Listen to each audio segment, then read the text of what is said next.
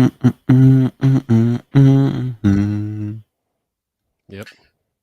Anyway, podcast back for another episode Monday, baby. Damn right.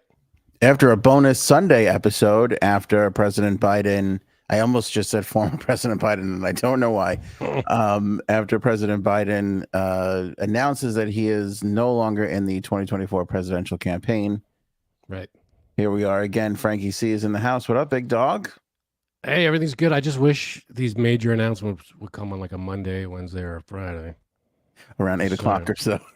It would just help us out. Just a little. Just a little help. Nothing wrong with asking. Nice. Yeah, that'd be great.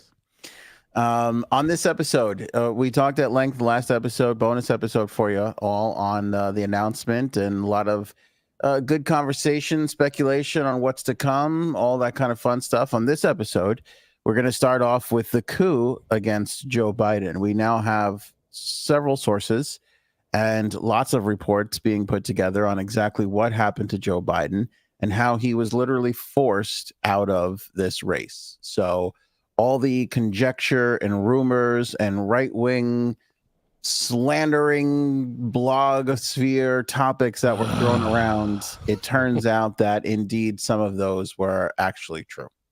So we'll go over the coup against Joe Biden. I'll give you all the details that we have at this moment. Plus, Cheatle up on the Hill giving some testimony. Boy, she didn't say a lot in all her talking.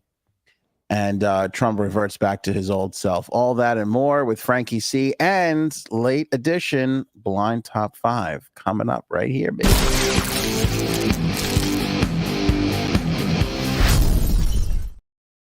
Once again, we're being held off of X on this episode.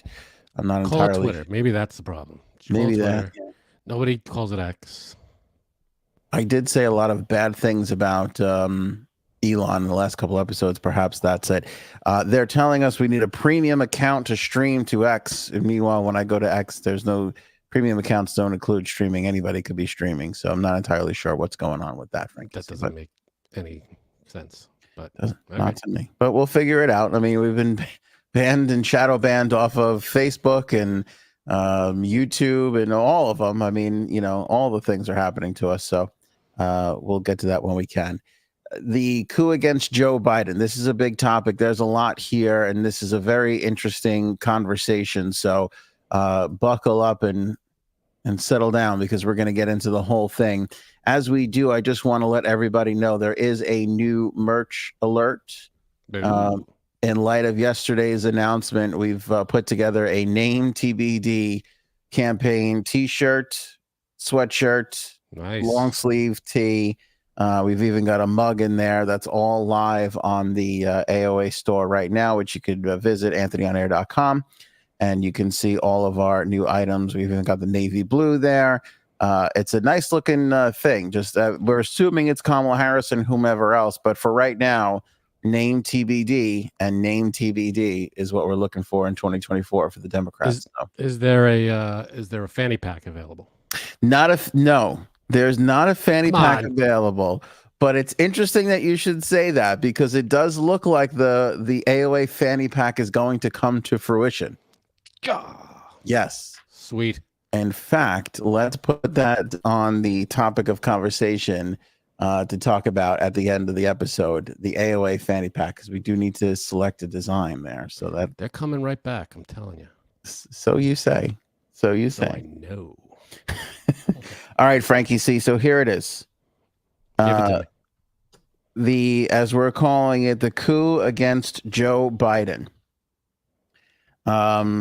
There's been a source, perhaps more than one, that has spoke to the New York Post, that has spoke to Politico, that has spoke to a few outlets, and they're outlining everything that has happened to Joe Biden leading up to his decision yesterday to release that letter. Of course, the big conspiracy theories are, the letter came out, it was signed electronically.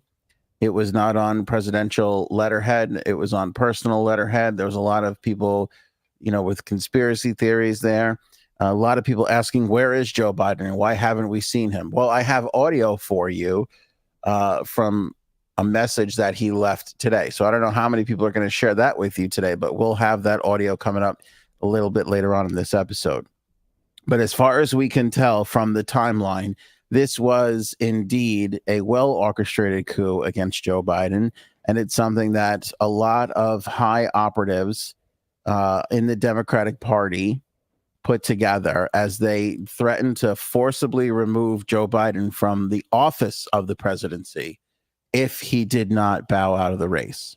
So What? the threat of removing him with the 25th Amendment was basically placed on him. It was told to him and left him with essentially no choice.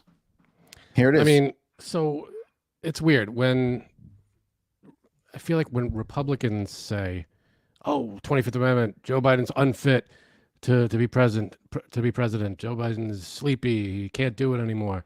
And then when the Democrats maybe go, "Yeah, maybe," then they go, "Oh, how could you do that? How could you remove Joe Biden, your president?" And it's like that was your whole argument, is remove Joe Biden, is get you rid got of Joe what you Biden. asked for. Yeah, and now it's the Democrats doing it, so it's got to be wrong.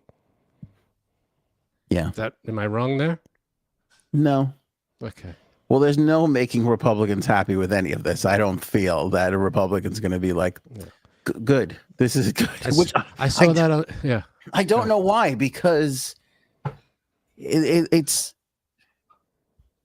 they're in the best position they've ever been in. Just shut the fuck up and be happy about it. I don't understand where all the talking is coming from. I'm paraphrasing here, but I saw it on Twitter. It was a meme that someone did. Republicans, Joe Biden's unfit to be president. Democrats, we agree. Republicans, how could you say that? It's like, well, what did you just fucking, this was your whole argument.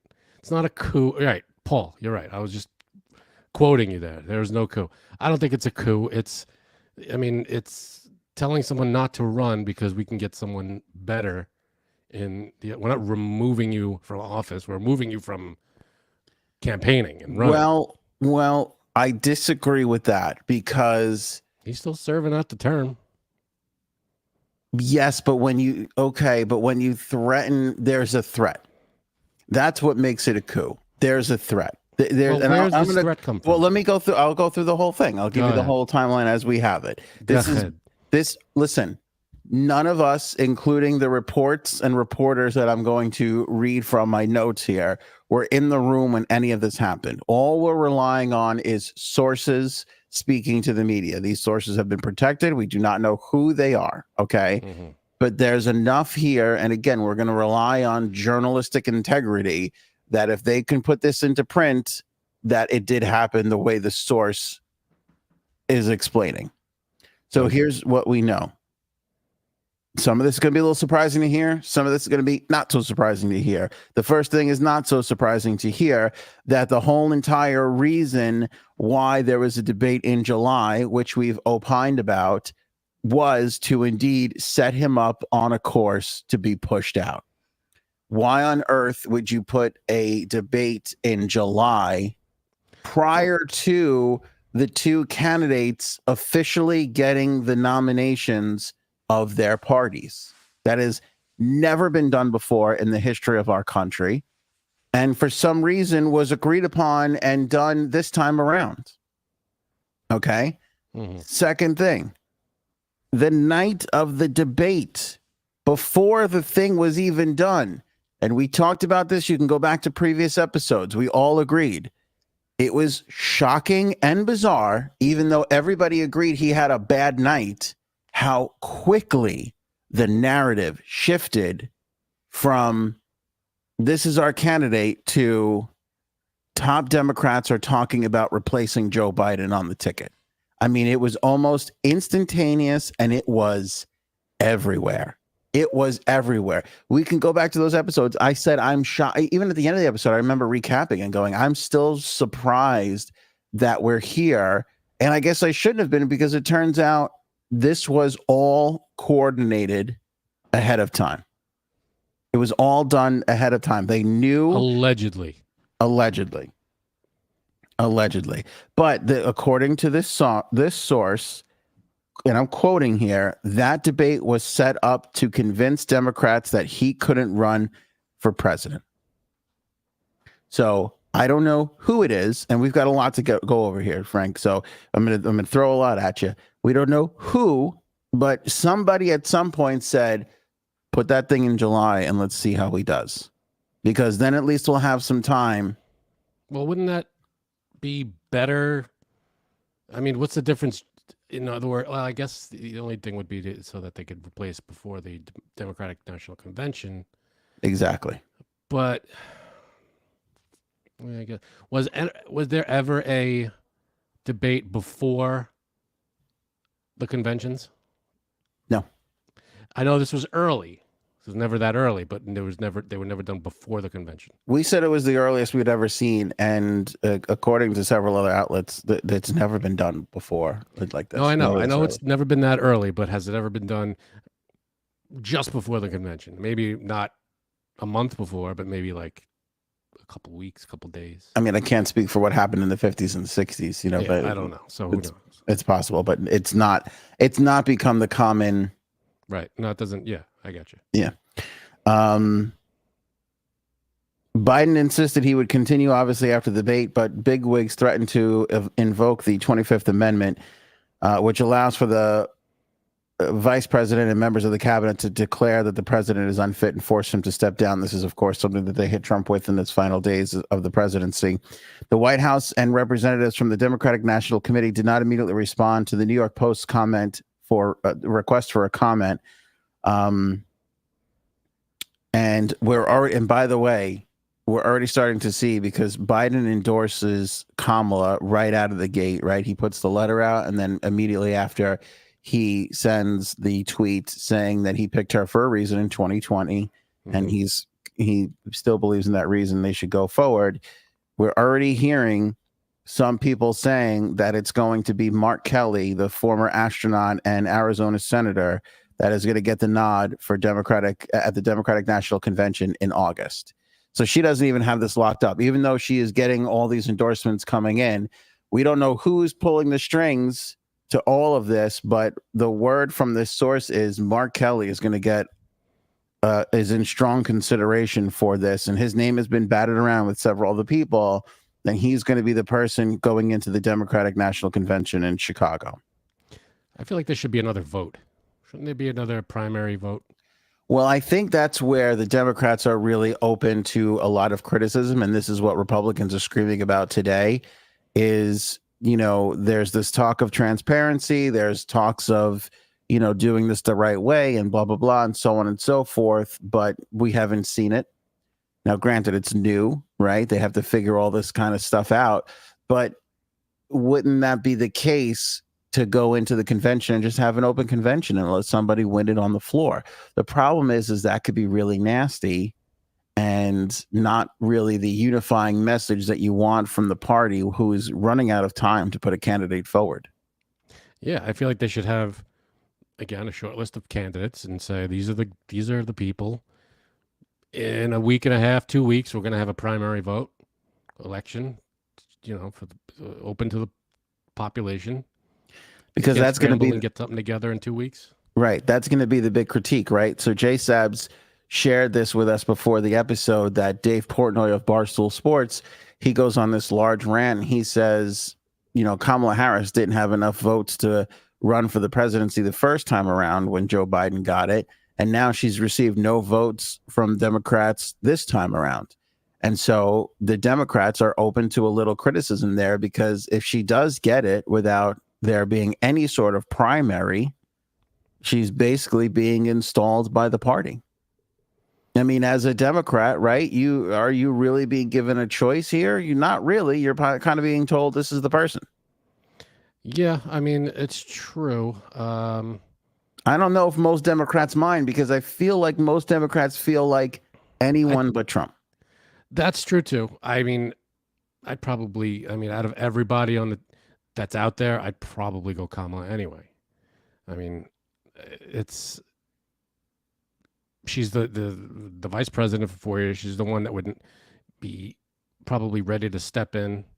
And I think, I don't know, from what I've seen of her, I've watched some stuff about her, and I think she could pull it off. I think she's a good choice. So I have no problem with her stepping in. I mean, she would have to step in anyway. God forbid anything happened. So she's obviously next in line that way. But I have no problem. I mean, in this kind of situation, this is a special, weird situation where something like this has never, I don't think, happened. So I think she's the best option we got. Following the debate, there were several reports that Hunter Biden became suddenly more involved in his father's day-to-day business and insisted upon attending every official and unofficial meeting. The source did confirm that did happen, that Hunter Biden was more involved. I mean, you know you're in trouble when Hunter Biden's coming out of the bullpen. Yeah, that's you don't want that. It's not what you want. It's not what anybody wants. And that's basically, I mean, I've been screaming about that from the beginning of time when he started selling his paintings for 500 grand, going, this guy can't be in the White House, cannot be helping in the White House if he's this easily bought and has this many problems and issues and could be taken advantage of. Neither can Ivanka or Jared Kushner. They made $2 billion coming out of the, as soon as they exited the White House, Saudi Arabia, I think, gave them $2 billion for God knows what. Not going to get an argument out of me after that statement. The source said Hunter felt that Joe Biden was being set up and he was very concerned about his father. These people, these officials were not on Joe's side. So this whole feeling of Jill is in there and Hunter's in there, it basically came from the fact that there has been this pressure on Joe for quite some time. This is not new and it's not post-debate. It got worse after the debate, but it was not new. Biden's own staff did not have any forewarning about the bombshell decision to pull out of the race, which was known since at least Tuesday, one source confirmed. So they're saying that Joe knew he was coming out of the race on Tuesday. A lot of people, as I said, were also shocked that his Twitter account was the place where everybody learned about this. It was private letterhead and it was signed electronically. The source said, quote, everyone was totally shocked. It was pretty telling that Jill Biden tweeted a heart emoji and nothing else. Democratic Party insiders, according to this source, have also known for at least 2 years now that Biden was in decline. The source said, when I saw him a couple of years ago, it was frightening. He was just repeating slogans and had no idea who I was.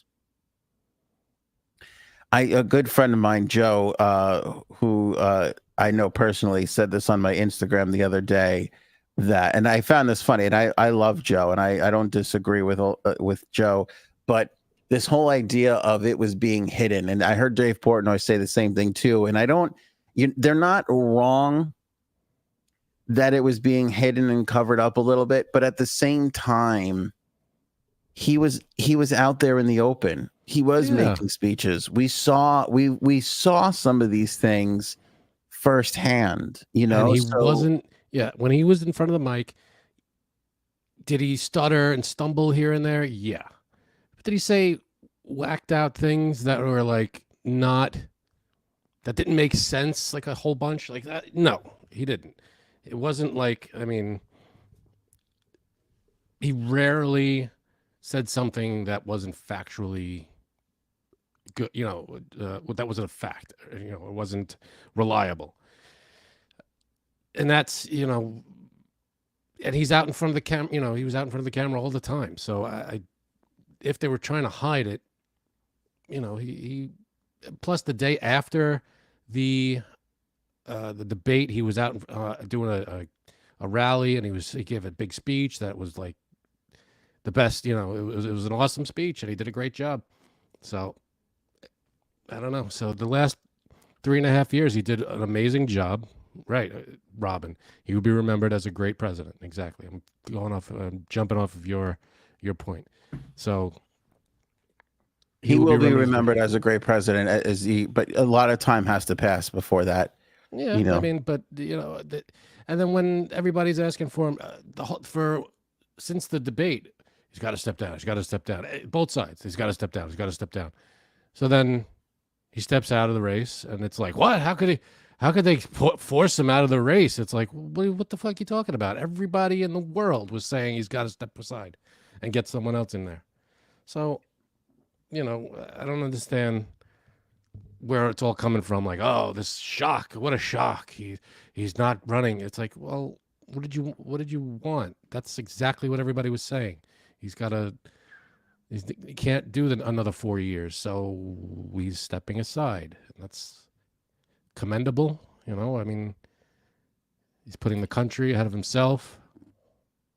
Well, here's the Chuck Schumer, Nancy Pelosi part of it. And this is where we'll get into some of the timeline. Yeah, and heads up, all this again is speculation and sources and unconfirmed. So we don't know if any of this. Well, it's sources. I wouldn't say speculation, but this is what's being reported according to sources, which is most of the time what we have to go on anyway. Sure.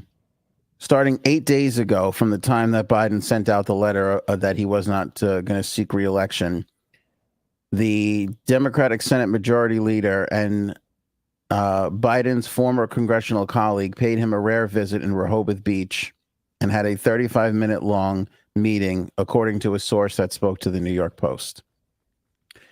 The source said that Schumer opened by saying he was there out of love and affection, and he came as a friend and a colleague. All right. Okay. Schumer delivered a personal appeal. This is according to the source here. This is a quote. Schumer delivered a personal appeal that focused on 3 points: the Biden legacy, the future of the country, and the impact on Congress. He urged him to think about the Supreme Court. He later said, quote, "I do not expect you to walk out of this room and make a decision, but I hope you will think about what I said." So Schumer went there in Rehoboth Beach to meet with Biden specifically. Biden responded by saying, "I need another week to decide." At the conclusion of the heartfelt meeting, Schumer and President Biden hugged.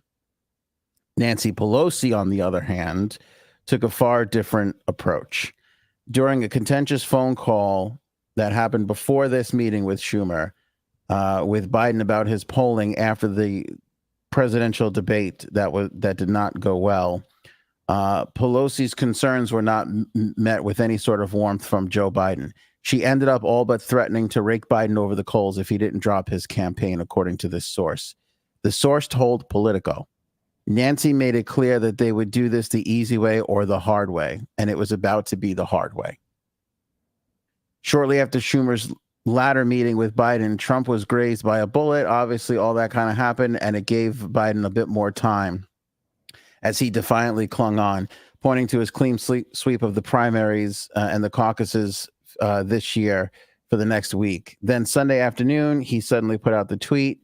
Other prominent Democrats, such as former President Barack Obama, have been working behind the scenes toward that end, according to the source. The final phase of Biden's decision-making occurred among an extremely small circle of people as he quarantined in his Delaware home. The group included longtime aides such as Steve Ricchetti, chief strategist and speechwriter Michael Donnellan, and Anthony Bernal, who's Jill's top advisor. According to the New York Times, Biden told Ricchetti in a phone call on 4 p.m. on Saturday, "I need you and Mike at the house." Biden, Donnellan, and Ricchetti worked for hours on Saturday on what would be the president's final withdrawal statement. The president told Vice President Kamala Harris, White House Chief of Staff Jeff Zients, and Campaign Chairman Jen O'Malley Dillon that he was exiting the race in phone calls shortly before the announcement on Sunday. At 1:45 p.m. Sunday, just a minute before the bombshell tweet announcing the news to the world, Biden told advisors, including Anita Dunn, who controls West Wing communications. Zients then briefed the staff and cabinet members. Biden's hoarse and raspy voice from the respiratory bug prompted him to not release a video of his decision, sources told the New York Times. So we probably would have gotten a video if it wasn't for the fact that he was sick with COVID. Okay. Fox News journalist Jackie Heinrich ran into Ricchetti as he was exiting an elevator shortly after Biden's announcement, and she asked, "Are you okay? Is he okay?" Ricchetti said with a slight smile, "He's okay." And this was, obviously he was saying that he wasn't going out. He told BET on Tuesday in Las Vegas that he was in better shape than Trump, who is 78 years old, and that he might drop out if there was some medical condition that emerged. If somebody or doctors came to him and said, "You have this problem, you have that problem," he was basically laying that kind of stuff out. He said that's the only way he would leave the races. This is commonplace that we had heard for quite a while now. And that kind of gave him a little bit more time, in that last little week there. And then Adam Schiff came out and he stood up against him, who is also a California Senate nominee close to Nancy Pelosi.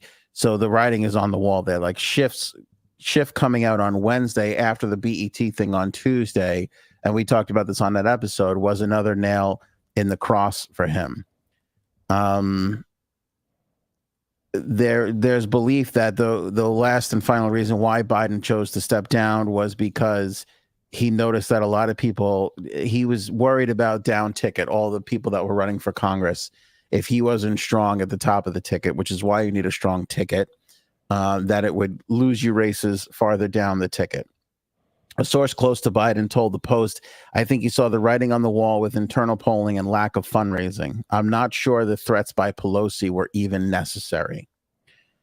Jeffrey Katzenberg, who's a Biden co-chair, he's the guy from DreamWorks. He reportedly warned the president on Wednesday that the donor funds were drying up. A Democratic source told the New York Post it was withdrawal by 1,000 cuts. The polls cut, the random House members cut, leadership, Chuck, Nancy, Hakeem, cut, and then the staff, the source said. Harris, whom Biden endorsed, faces an initial... I don't want to read that part, sorry. Some sources close to Biden previously told the New York Post that he believed the president would only drop out if he believes Harris could defeat Trump. Her critics worry that she may be unable to do so, especially because of her controversial assignment by Biden to reduce illegal immigration, which instead surged to new record highs. A congressional Democratic source told the Post on Friday about Harris possibly leading the ticket. This is before the announcement was made. "We are so fucked. Apparently the border czar who let 10 million illegals in is going to win this election for us. Absolutely ridiculous. She should join Biden as he exits stage left." Several sources said Biden's team largely understood the need for secrecy to guard against leaks before he dropped out. One source close to the White House told the New York Post that there's a lot of relief that it's over. Quote, "There's a lot of frustration at the senior staff who put him in this situation and enabled him not to have a dignified exit from the campaign 9 months ago." I also heard somebody else speculating that the reason why he picked Harris was a final fuck you to the party because he doesn't believe that she can win. And he kind of felt betrayed. In other words, if you don't want me, then fine, take her and watch how good you do. Well, where did that come from? Came from another Democratic donor source. I mean, that could be someone's opinion. Who the hell knows? I mean, it seems like... It could be just opinion, yeah. But yeah. I mean, but he's a donor. He's close to Biden. He's basically saying, okay, you want me out? Then take her and see how good you do. Well, you don't have to... Nobody has to go with, they don't have to back Kamala Harris, but they're choosing to, the party. So it's not like Kamala is... Yeah, Joe Biden endorsed her, but Democrats could come out and say, yeah, Joe Biden... Kamala's great, but we're going with someone else. Give us some time. We'll pick. We're still mulling it around and seeing what's going on. So they could have come out right there and said, we got to wait a little bit. Let's not jump the gun. Yeah. But everybody seems to be right behind Kamala. They do, but still, these are conversations and things that should have happened with Joe Biden months ago, and. Well, months ago or now, I mean, yeah, there's a couple of things that were missed. But other than that, we're going to find out the same shit over the next 4 months that we would have over the next 6 months. Yeah.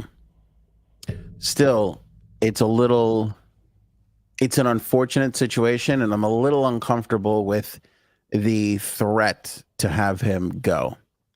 And I think that's true, then yeah, it's weird. It's definitely not cool. It's very telling with that one source is like, I don't even know if the Pelosi stuff was necessary. And it doesn't sound like it was. Like this could have been probably accomplished. I mean, and you think about the way Chuck Schumer goes in there and is hugging the guy and is talking to him with love. I mean, that's a heartbreaking scenario. That's not an easy conversation. So if that's in fact what happened, it's from Pelosi, that's weird. But it sounds like it was from Pelosi, from Schumer, from Obama. No, I'm talking about the threats. Yeah. Oh, the threat. Yeah. Well, again, and we talked about this too.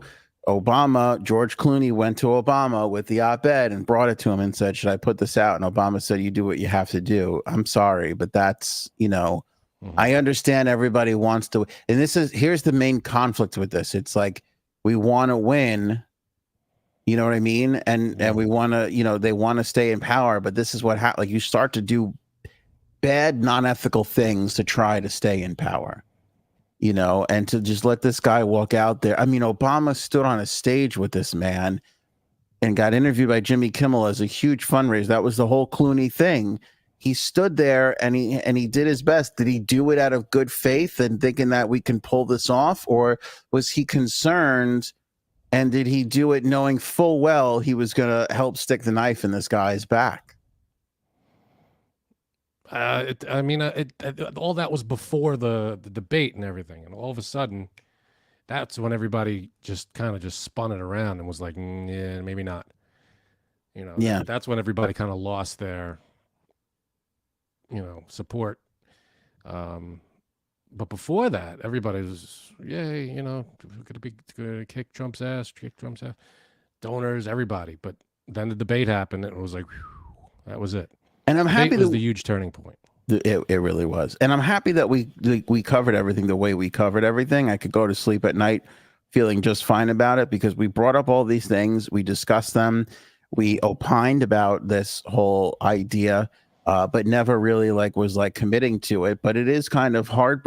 And I'm fine with that, because I don't feel like we were getting scooped or, we talk about the news. We talk about what's happening, and Right. it's fine to go about it the way we did. Again, I'm totally comfortable with every episode we've put out and everything that everybody has said.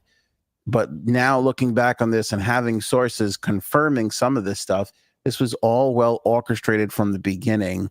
They couldn't get him to not agree to run in the beginning, which they should have. And once they committed to him, then they should have just wrote it out. Because again, you get into really sticky situations when you start to cut corners and start to do things that aren't on the up and up just to stay in power. And now one of those things could possibly be just appointing somebody without having a single person from the party decide with a vote that that's what they want. Now, let me just say this too, because again, this is another criticism that the Republicans are going to have where they're almost right, but not quite. If this was for the presidency, this would be 1,000,000,000% wrong on a million different levels. It would be very wrong. But we're talking about a primary.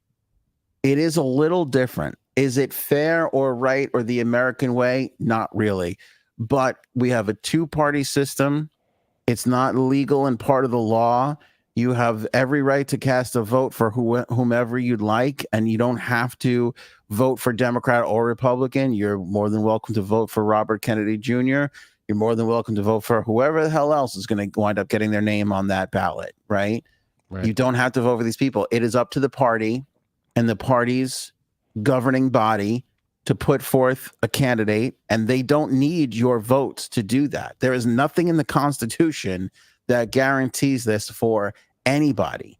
So is it right? No, but it's not as illegal or devastating as some people are laying it out to be. Because if you're doing this to get the presidency, very inexcusably bad, not good. But these sorts of deals and things are done all the time. So much so that we talked about this the last time. Biden was pushed aside in the beginning.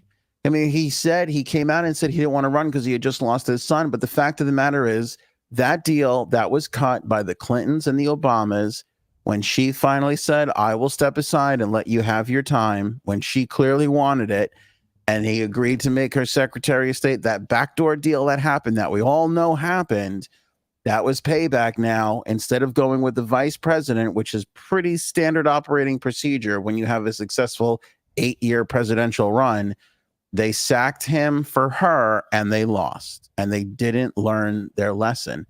The elites, the shadow government, whatever the fuck you want to call it. I mean, listen, it's real. Let's not pretend for a second that the Republicans don't also have this problem, because they do. Although I will say that Trump has sort of blown it up a little bit, because they've tried to get rid of him and they haven't been able to. And so instead they've just all fallen into line underneath him, you know. Mm-hmm. But this sort of stuff happens all the time. This is party politics. These are how political parties operate. You know, this is, I'm not seeing anything. As long as it's all legal, it might be some shady shit.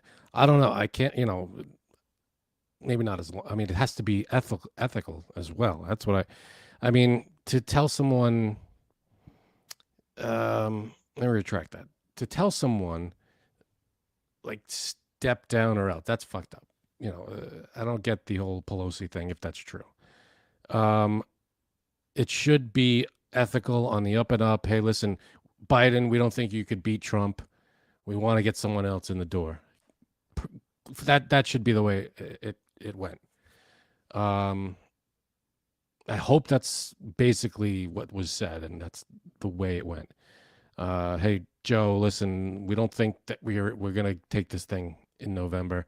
We got to get someone else in there. Step down. Long and short of it, step down. And after a lot of convincing, he steps down. That's how I hope it went. If it didn't, I don't know. I hope it would be on the ethical level, on the legal level, everything on the up and up. That's the way it should be. Doesn't look like this was ethically done. But let me throw another scenario towards you. They can control the man. I mean, they could have been blue in the face telling him not to run for re-election. If he goes out there and he just says he's going to do it, they have no choice. If he wants to put his name on the Democratic primary ballot, he can do it, and he did. So it's not to say that he didn't force their hand. You know what I mean? The same way that Trump forced the hand of the GOP. The only thing is Trump was successful. And in this particular case, the Democrats found a way to figure out a way around it. Now, Jack Neoff says, I sound like a Q nut, a leaps and deeds state. This is what people are calling these people. But let me give you the realistic part of this. It's the donors. It's the people who can fundraise. You know what I'm saying? Like, when a Q nut goes off and goes, the deep state and the fucking elites and all this kind of bullshit. Yeah, those are just names for donors and the people who can or have a relationship. I don't want to say control, but have a relationship with the donors. Like, Nancy Pelosi is important because she raises a lot of money. So she therefore has a lot of influence, right? Which Paul asked me, how was Trump able to, here's a great question from Paul. Ant, can you tell us how MAGA took over the GOP? Finance, the donations. How was Trump able to win? He was getting all the money. You know what I mean? He never. Well, why was he given all the money? Is because he was able to get a shit ton of people behind him. Exactly. Do you think for a second, if Ron DeSantis could raise more money and could hang with him, Ron DeSantis would have won in the primary? It turns out Ron DeSantis was a shitty candidate and he couldn't fundraise. He didn't have the power. Why does Trump get all the money? The money's like a dog that hunts. It sniffs out the person it thinks it could win the most with so it could have its influence, and that's where it goes. The money's not going to Trump because they like him or they think he's a wonderful human being or think he's going to be successful. The money's going there because they think what my interests are going to be met when he gets into the White House. And Trump has always been able to hold on to the money despite all the things that we talked about, the pandemic, January 6th, the cases, the convictions, the felonies, the rape accusations, all of that. The money has been consistent because it seems like, or they believe that he can win. And it's a weird narrative in how it happens. It's like, who's driving the car here? The donations, the polls, And it's like it's a bizarre It all kind of symbiotic relationship. They all kind of help each other along.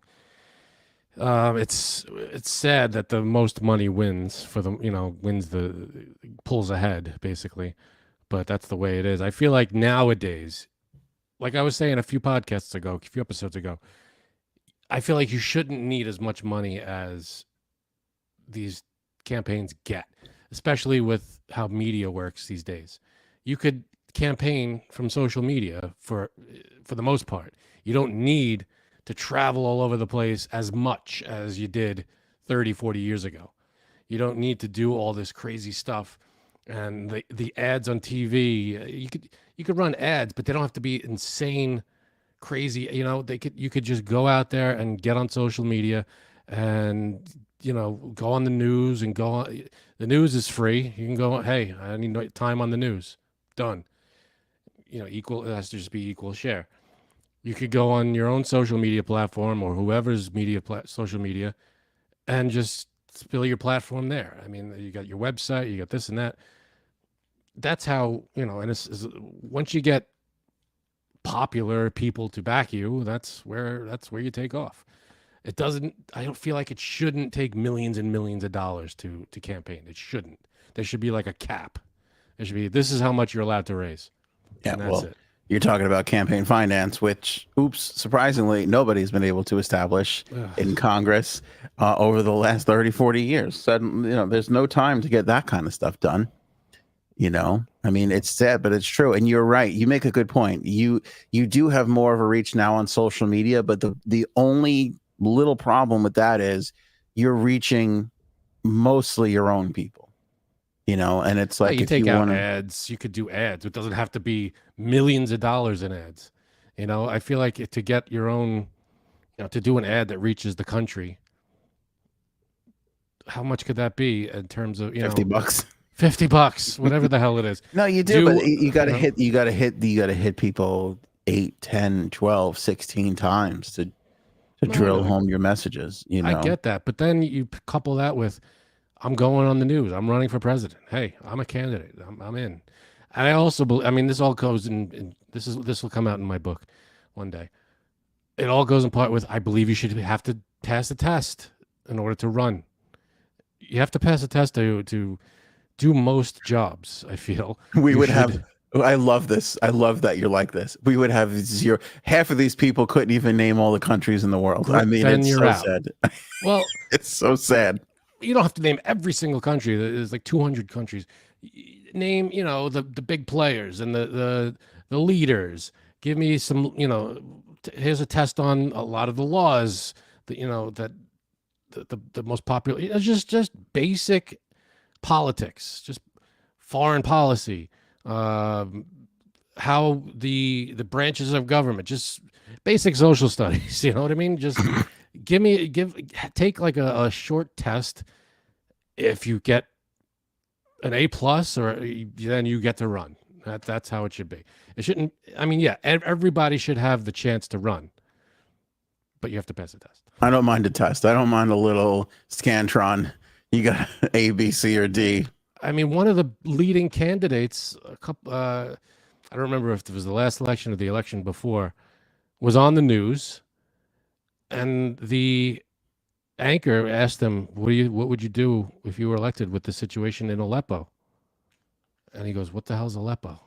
I remember that. Well, I don't know if he said what the hell, but he said, Aleppo? What is that? He goes, you don't know what Aleppo is?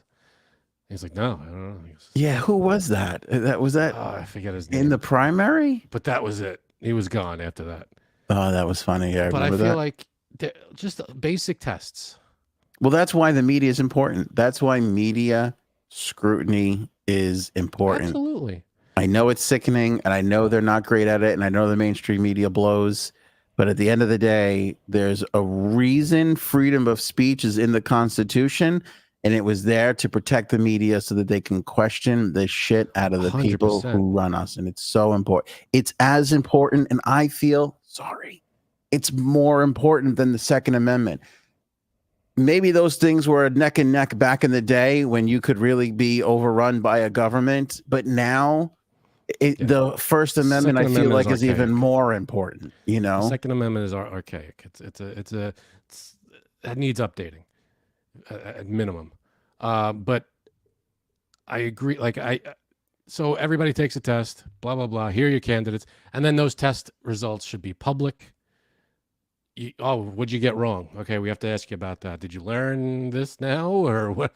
Have you, just know what we're dealing with. I just feel like that should be that should be the first thing that happens. Yeah.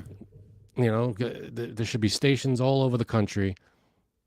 Take the test, throw your hat in the ring, and that's the only way you can run for president. I agree everybody should be able to take the test, but that's the way it should be. I love it. In the wake of all of this, and again, people are like, well, where's Joe Biden? Where's Joe Biden? He's around. I'm going to play you audio from something that he did today. But in the wake of all of this, he's canceled 9 trips that he was scheduled to go on over the next 2 weeks, including his meeting with Benjamin Netanyahu. That has all been scrapped off of the table. He's not going to be doing any of those things. He is staying in his Rehoboth home. That's been extended until Wednesday. So I'm not exactly sure when we're going to get this addressing of the nation, which he said that he would do in his letter.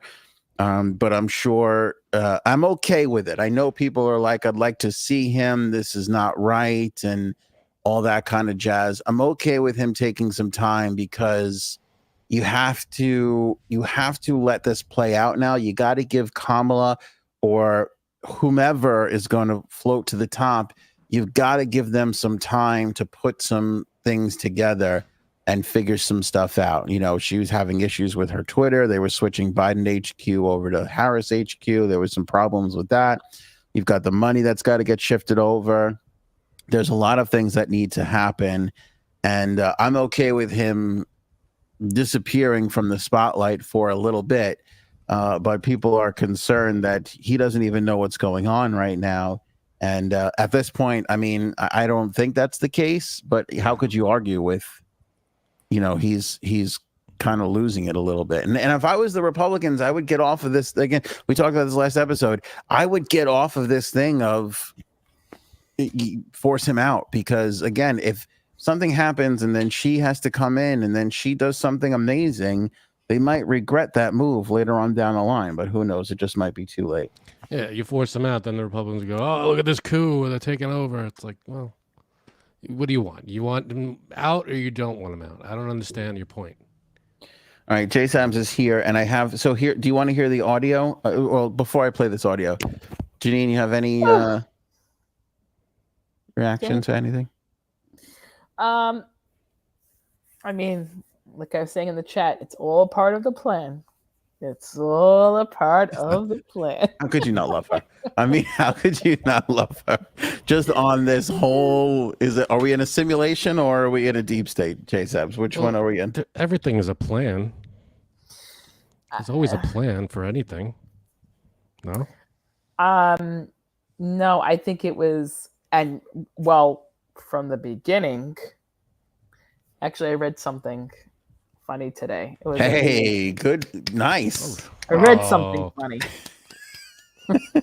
See, if he does it, it's okay. Frank, that's putting a lot of pressure on you to start reading stuff. Yeah, now. Because when he does it, it's a joke. So there you go. If I did it, it'd be a joke. I never make fun of you. When do I make fun of you? You don't make fun of me. You try to belittle me. But U.S. facing massive shortage of conspiracy theories. Wait, when do I belittle you? Episode 54. Minute 37:24. We maybe debate each other about whatever, but I don't belittle you. What do you think? Do you think that we should do a Frankie versus J-Seb's debate, Anthony? I would love not having to come on one of these episodes. That would be amazing. Oh, there you go. Wait, zero motivation for that. This is funny. U.S. facing massive shortage of conspiracy theories as all of them have come true, which I laughed. But also, yeah, because from the beginning, people have said that he was either going to leave his presidency early or not run a second time, but back out so she could come in. And that is not, I'm not saying that. That's what they have said what the plan is. But I do want to say one thing, because Frank said on the show that Newsom would be his pick. But he didn't say that tonight. He said that you think that she would do the best job. Well, I think Newsom would be good too. I just don't know much more about him than I want to learn Kamala. more about him. I like Kamala, but you actually like her. I think she could do a better job than Trump. See? But that's, I mean, there's not, that's that. I think every Democrat feels the way Frank feels. They're just like, okay, whoever we got to trot out there next, trot him out there because they're going to have my vote. And, Yeah. Here's the thing. If it was any other, like, I don't mind Democrat versus Republican. Trump is a different story. He's not your ordinary Republican. He's a problem. And we need to not have him be president. So that's the whole goal here. In your mind, right? Yeah. Everybody. Is that not what you think? You think he'll be a good president? I don't think that we should not make him president, like you think. So you think we should make him president? No, but you don't. You'll pick anyone but him, right? That's how you feel? No, I'd pick anyone that's good above him. I'm not going to pick him at all. RFK Jr. versus Trump. RFK, ugh. Oh God, that's awful. I mean, but Trump's just fucking evil. So fuck him. I would, if it was RFK Jr. I don't think it would be, but I don't know. I might go third party. I can't in good conscience vote for either of them. I don't think. I think you guys are bringing up an interesting point. I want to point this out. Do you believe the people that are so angry and infuriated over this? I think the thing that you sent me, Janine, what's his name? From Barstool. Oh, yeah. Mm-hmm. Boy, the brain's going. Portnoy. He delivers this whole rant that he's so angry with the left and what they're doing that they're forcing his hand to vote for Trump. I don't believe that is actually possible. Do you think that's crazy? Because I don't believe. Say it again. Say it again. I think more. He's saying he's so frustrated with the left and what they're doing and how this is all going down that they're basically forcing him to vote for Trump. And I think that's a knee-jerk reaction. I don't think a lot of people. Again, I feel like you could have swapped any of these people out, and the hardcore people would have stayed exactly the same. Trump is simply not an option. You switch Biden for Harris, and look at Frank. Like, honestly, Frank doesn't really seem to give a shit. Like, he doesn't really care. He knows what he wants. I want to go back to the days where I didn't give a shit about politics. Back when it was like, all right, politics are happening. Wonderful. Can I focus on something else? You know what you want. What I want. You know what you want. You know what you don't want. And what you don't want is Trump. I don't know how many people can be forced into voting for Trump because of this. Do you think, do you believe Portnoy when he says, I'm probably going to vote Republican? I mean, even for the people that are independents and fiscally responsible, but socially liberal, I don't know if they're, because again, once you get into Trump's territory, then you got to go into Project 2025 and the whole abortion. I just feel like there's so much there that is not welcoming to people who are down the middle. I thought he was a Republican, Portnoy. Well, because he's got a lot of money, so he wants tax cuts and everything else, which again is fiscally responsible. I think Portnoy has shown over time that he's socially liberal and fiscally responsible, like a lot of people who are independents or libertarians. Greedy. Well, there's a lot of people, rich, but does he need more money? Well, I understand that, but there is a lot of people who are not millionaires or who maybe have a couple of $1 million who are doing just fine. They don't want to see their taxes going up, and I don't, this is my personal feeling. I don't besmirch those people. If you've got a couple of $100,000 in the bank or $1 million in the bank and you vote for a Republican, I don't have a problem with that. I think that those people are just as important and equal to people who are struggling and everything else. My issue is the billionaires, is the people who have $50 and $60 million in the bank and they're holding on to that for dear life and making everybody else pay. It's those people I have an issue with. If you're a millionaire, I don't have an issue with you, and I don't mind you trying to keep taxes down and deregulate and all that. I understand it.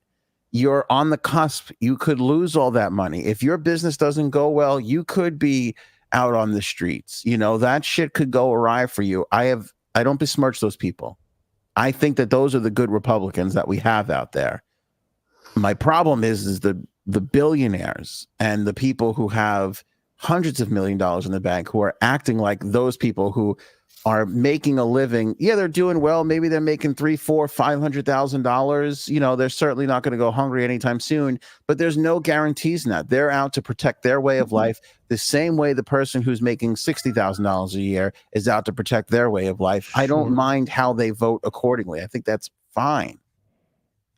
I'd like to see a Bernie Sanders in there. So, you know, his whole platform of billionaires need to pay their share. That just makes way too much sense for me. I don't understand how that's not how everybody isn't screaming that from the tops, from the rooftops.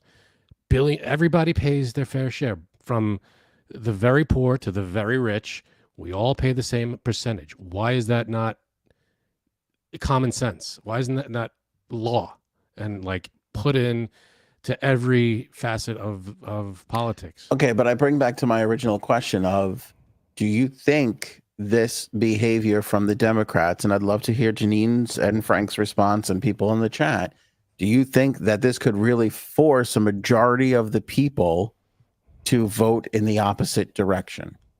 Because I think that's a problem. Because I think if you are fiscally conservative and socially liberal, you still have to negotiate with the fact that although they might not do 100% of Project 2025, they're probably going to try and deliver a majority of it. Yeah, which is a nightmare. If you read just some of the stuff in there, it's terrible. So getting as far away from that is where I think we should be. And I'm going to shut up because I said I would ask for your guys' opinion. Go ahead, Janine. Yeah, all right. I'm just saying, I don't see anybody on the left who looks at Project 2025 saying, no, I don't want to. I know that, but I'm asking the question: do you think people are going to flip from Democrat to Republican because of this? Do you really believe they are? Because of the Biden-Harris thing? Because of how this was handled and how he was basically forced out because it was a coup. I don't think so. I don't think this is gonna. No, because I think everybody on the left, or most people on the left, were iffy about Biden going another 4 years anyway, and they were like, all right, we've got a plan. You know, this is what we're doing. So they came up with a plan. Biden's out, Kamala in, or whomever is in. Let's go with that. So they're gonna, you know, I don't see it being a because if it's not Biden, then who's it gonna be? And I don't. If there are very few names on the list right now. And there are a few that everybody would go, whoa, not that guy, you know, or not that lady or whoever. So it's not going to, it's a very easy choice to go Biden, who we've backed up, or someone, you know, pseudo Biden, or Trump. Trump is a complete 180. So I don't see anybody jumping from the Biden ticket to Trump because it's not Biden anymore. It's someone that's very similar in policies. Because the policies aren't going to change that much if you take out Biden and put someone else in.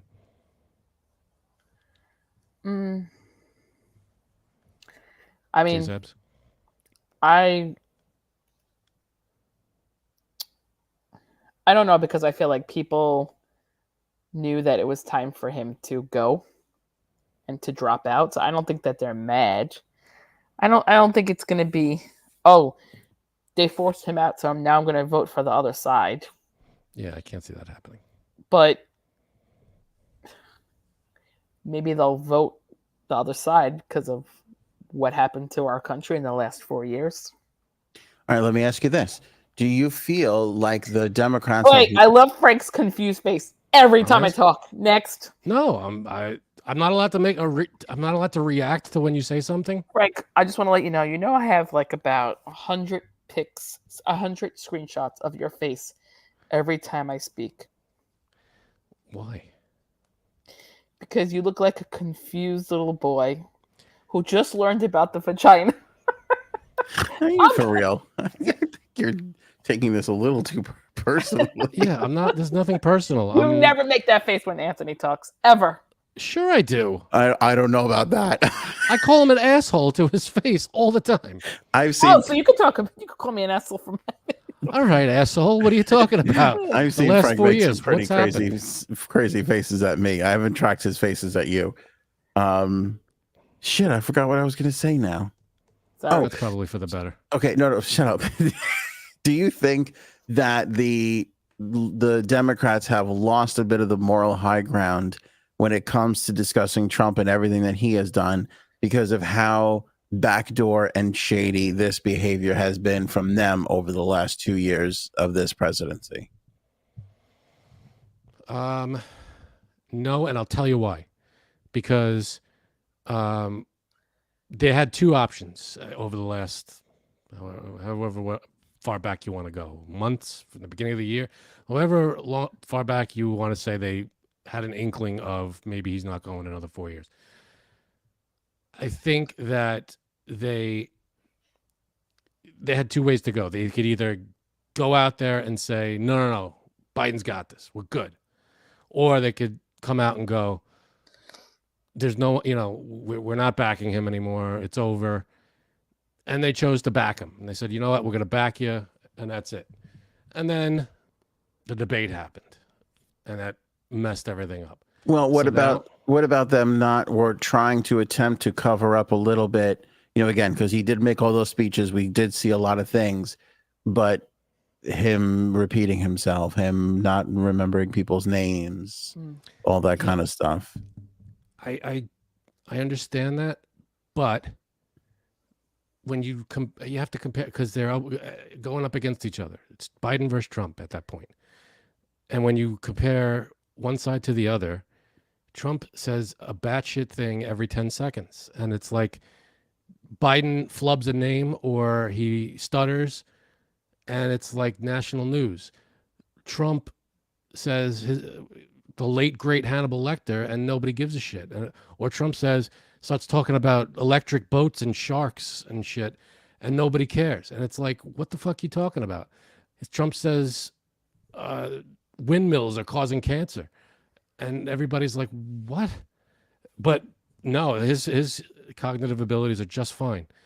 So comparing that to Biden flubbing a few things in speeches, it didn't really raise a ton of flags. So that's why it wasn't on everybody's meter right away. I worry a little bit because I think we're facing the same sort of issues with Trump once he gets into office. I think I've seen the supercuts of him not remembering people's names and misnaming them on the campaign trail and doing all that stuff. He messed up his own doctor's name. Who's that? Dr. Vinny Boombots? Dr. Vinny Boombots. I don't even know the guy's name, but it's his own doctor. And he was like Johnson, and it's not Johnson. It's like Jameson or something. I can't remember the guy's name, but his own doctor. He got up on stage and he said, oh, I have a great doctor whatever. And it was the wrong name. So, yeah, the guy fucks up names. But what's hilarious about all of this is the Democrats, for the most part right now, are going to be like, nothing to see here, nothing wrong. And then when they're doing that for Trump in 2 years from now, they're going to be like, this is bullshit. He's unfit to be president. He should be, pulled out of the White House. Well, the difference is they're taking Biden out. That Biden's not going to be running. No, but he's still the president, though. But let's say they were well aware of his decline 2 years ago when all this stuff started coming out. Mm-hmm. Let's say they were hiding it way more than what we actually think. Let's say that Jill and or whomever, the machine was making a lot of the decisions. That's a lot of let's say. I mean, if that's the case, if he's just a puppet and he can't speak 2 words, then yeah, it's a problem. But if he can go another 6 months, but not another 4 years, that's a huge difference. Cuddles is throwing haymakers in the chat right now, but these are personal attacks. That's a good point, though. Solid point. Truth. I don't know who any of these people. I swear to God. Truth. I just don't think. I mean, Biden has the next 6 months to finish his presidency, and then he's done. He's already dead, though. You know that. All right, here's the dead man from a phone call earlier today. He called into the brand spanking new Harris for President headquarters and had this message to say. I want people to remember that what we have done has been incredible, and we get so much more we're going to get done. And so I want to say hello to Kamala. If she can hear me, I know she's going to be speaking shortly. And I want to say to the team, embrace her. She's the best. I want to call today to thank everybody in this effort. I know yesterday's news was surprising, and it was hard for you to hear, but it was the right thing to do. I know it's hard because you poured your heart and soul into me to help us win this thing, help me get this nomination, help me win the nomination, and then go on to win the presidency. But you're an amazing team. But we've got a great. I think we made the right decision. I know how hard you've worked, how many sacrifices you've made, and so many of you uprooted your lives for me, and the kind of commitment few people make for anything these days, but you made it. And I've been honored and humbled. I mean, this is from the bottom of my heart. My word is a Biden, for all you've done for me and my family. All right, so there you go. That was President Joe Biden today calling into the Harris. Today. TD Freelancer says AI Biden. Right, thank you. We'll never know. All right, we got a game coming up. This next 2 topics are very, very quick. There's not much I could say about Cheatle, the Secret Service, the head of the Secret Service on the Hill today. I mean, it was a world-class display of not answering questions, eluding answers. I mean, from both sides of the aisle, she just ducked every question that she possibly could, pushed things off onto the FBI, did not come with a lot of forthcoming information. Was there any revelations in this? Was there anything new that we didn't know? Not really. One representative, Nancy Mace, said she was full of shit. I mean, literally just blurted out, "You're full of shit," like in the middle of questioning. It was bad, and I don't really love that from our representatives. I wish they would have a bit more candor and take the higher road. But I definitely sense the frustration from them as this went on for hours, and it was just. I will say this, Cheatle, man. I have no problem with her getting captured by the other side. I don't think she'd give up a secret because she was just in there just deflecting questions, and she never looked like she lost her cool 1 second of this whole thing. And I want to watch that because I can't imagine. I mean, if you get her on the in front of everybody and you ask, why wasn't someone put on that roof, or why wasn't that roof covered, or whatever, that direct line of questioning. How could she come back from that? Like, I mean, that wasn't. Yeah, she was asked, like, do you know how many shell casings there were? And she was like, yep. And then she was like, well, can you tell us? And she was like, no. And they were like, all right. I mean, if there's stuff that they're still investigating in terms of the, because it's just still an open kind of case. I understand that a little. I agree. But you also say, well, the FBI informed me that there were 8. That's all. Done. Can you release that information? Can you release anything about the investigation? You just say, as of right now, the FBI has informed me that there were 8. Well, that's releasing information about an ongoing investigation.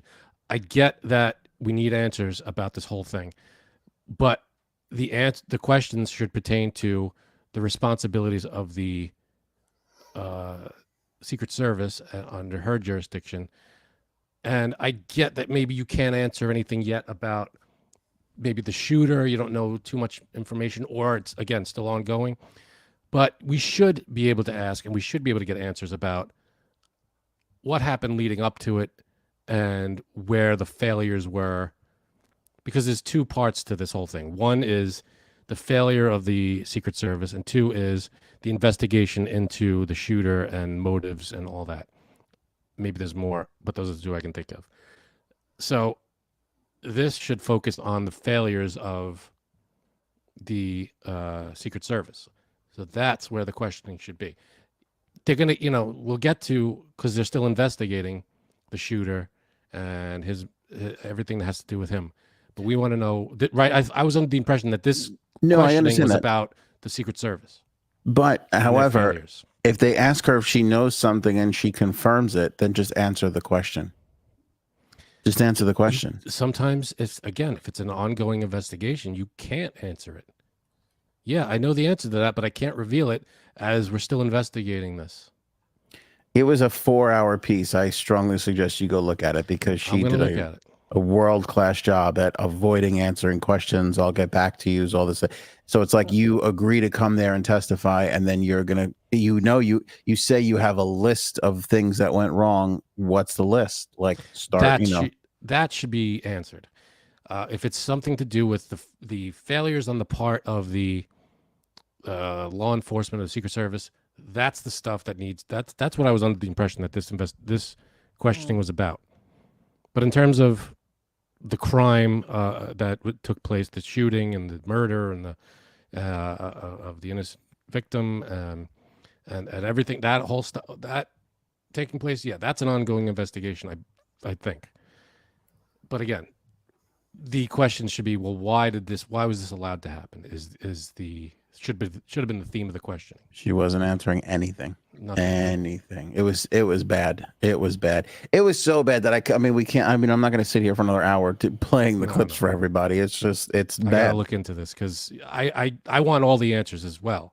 Yeah. But I get why you can't reveal answers to an ongoing investigation. I get that, but that stuff about the failures should be straightforward. I mean, if you're talking about why this happened and why this is allowed to happen and where were you set up and how was this allowed to take place, that's the kind of stuff that needs answering. Asking how many bullets there were is having to do with I think maybe I'm off base, but if that's an ongoing criminal investigation, you probably can't legally talk about it. Am I wrong? I don't know. You're not wrong. I'm sorry, Gene, go ahead. I was just going to say, I wonder when we're going to get the full report. Yeah, I agree. It's going to take a while. Well, that's going to which report? I mean, is it two separate things? The report on the shooter and everything about him, or is it a report about the negligence and the failures of the Secret Service? Right? Is that two different things, or is it all being lumped into one? No, it's all you got. It's got to be one investigation. Yeah. Yeah, because I feel like there's two, let's say, for lack of a better word, crimes in terms of Secret Service's quote unquote crime of negligence. I guess I'm sure there's got to be a criminal investigation there as well, in terms of they screwed up big time and allowed this to happen, and of course the obvious crime of the attempted assassination and the murder of the person in the stands. So I feel like there's two different things going on in this scenario, right? Am I wrong there? Doesn't it seem like there's two separate things? There's the crime of the assassination attempt, and there's the crime of the negligence of the Secret Service. I'm less interested in the kid and more interested in the Secret Service. Well, whatever you're interested in is, fine. I get that, but I didn't know if this was being treated as one whole big thing, or if they're doing two separate investigations, one on the shooter and one on the Secret Service. Yeah. Representative Eli Crane, who's from Arizona, he happens to be a former Navy SEAL. He went up to, what is going on here? He went up to my apologies. He went up to the rooftop where the assassin was. And I just want to play this quick little clip here, which I found pretty interesting. Where the supposed sniper took a shot. It's not that's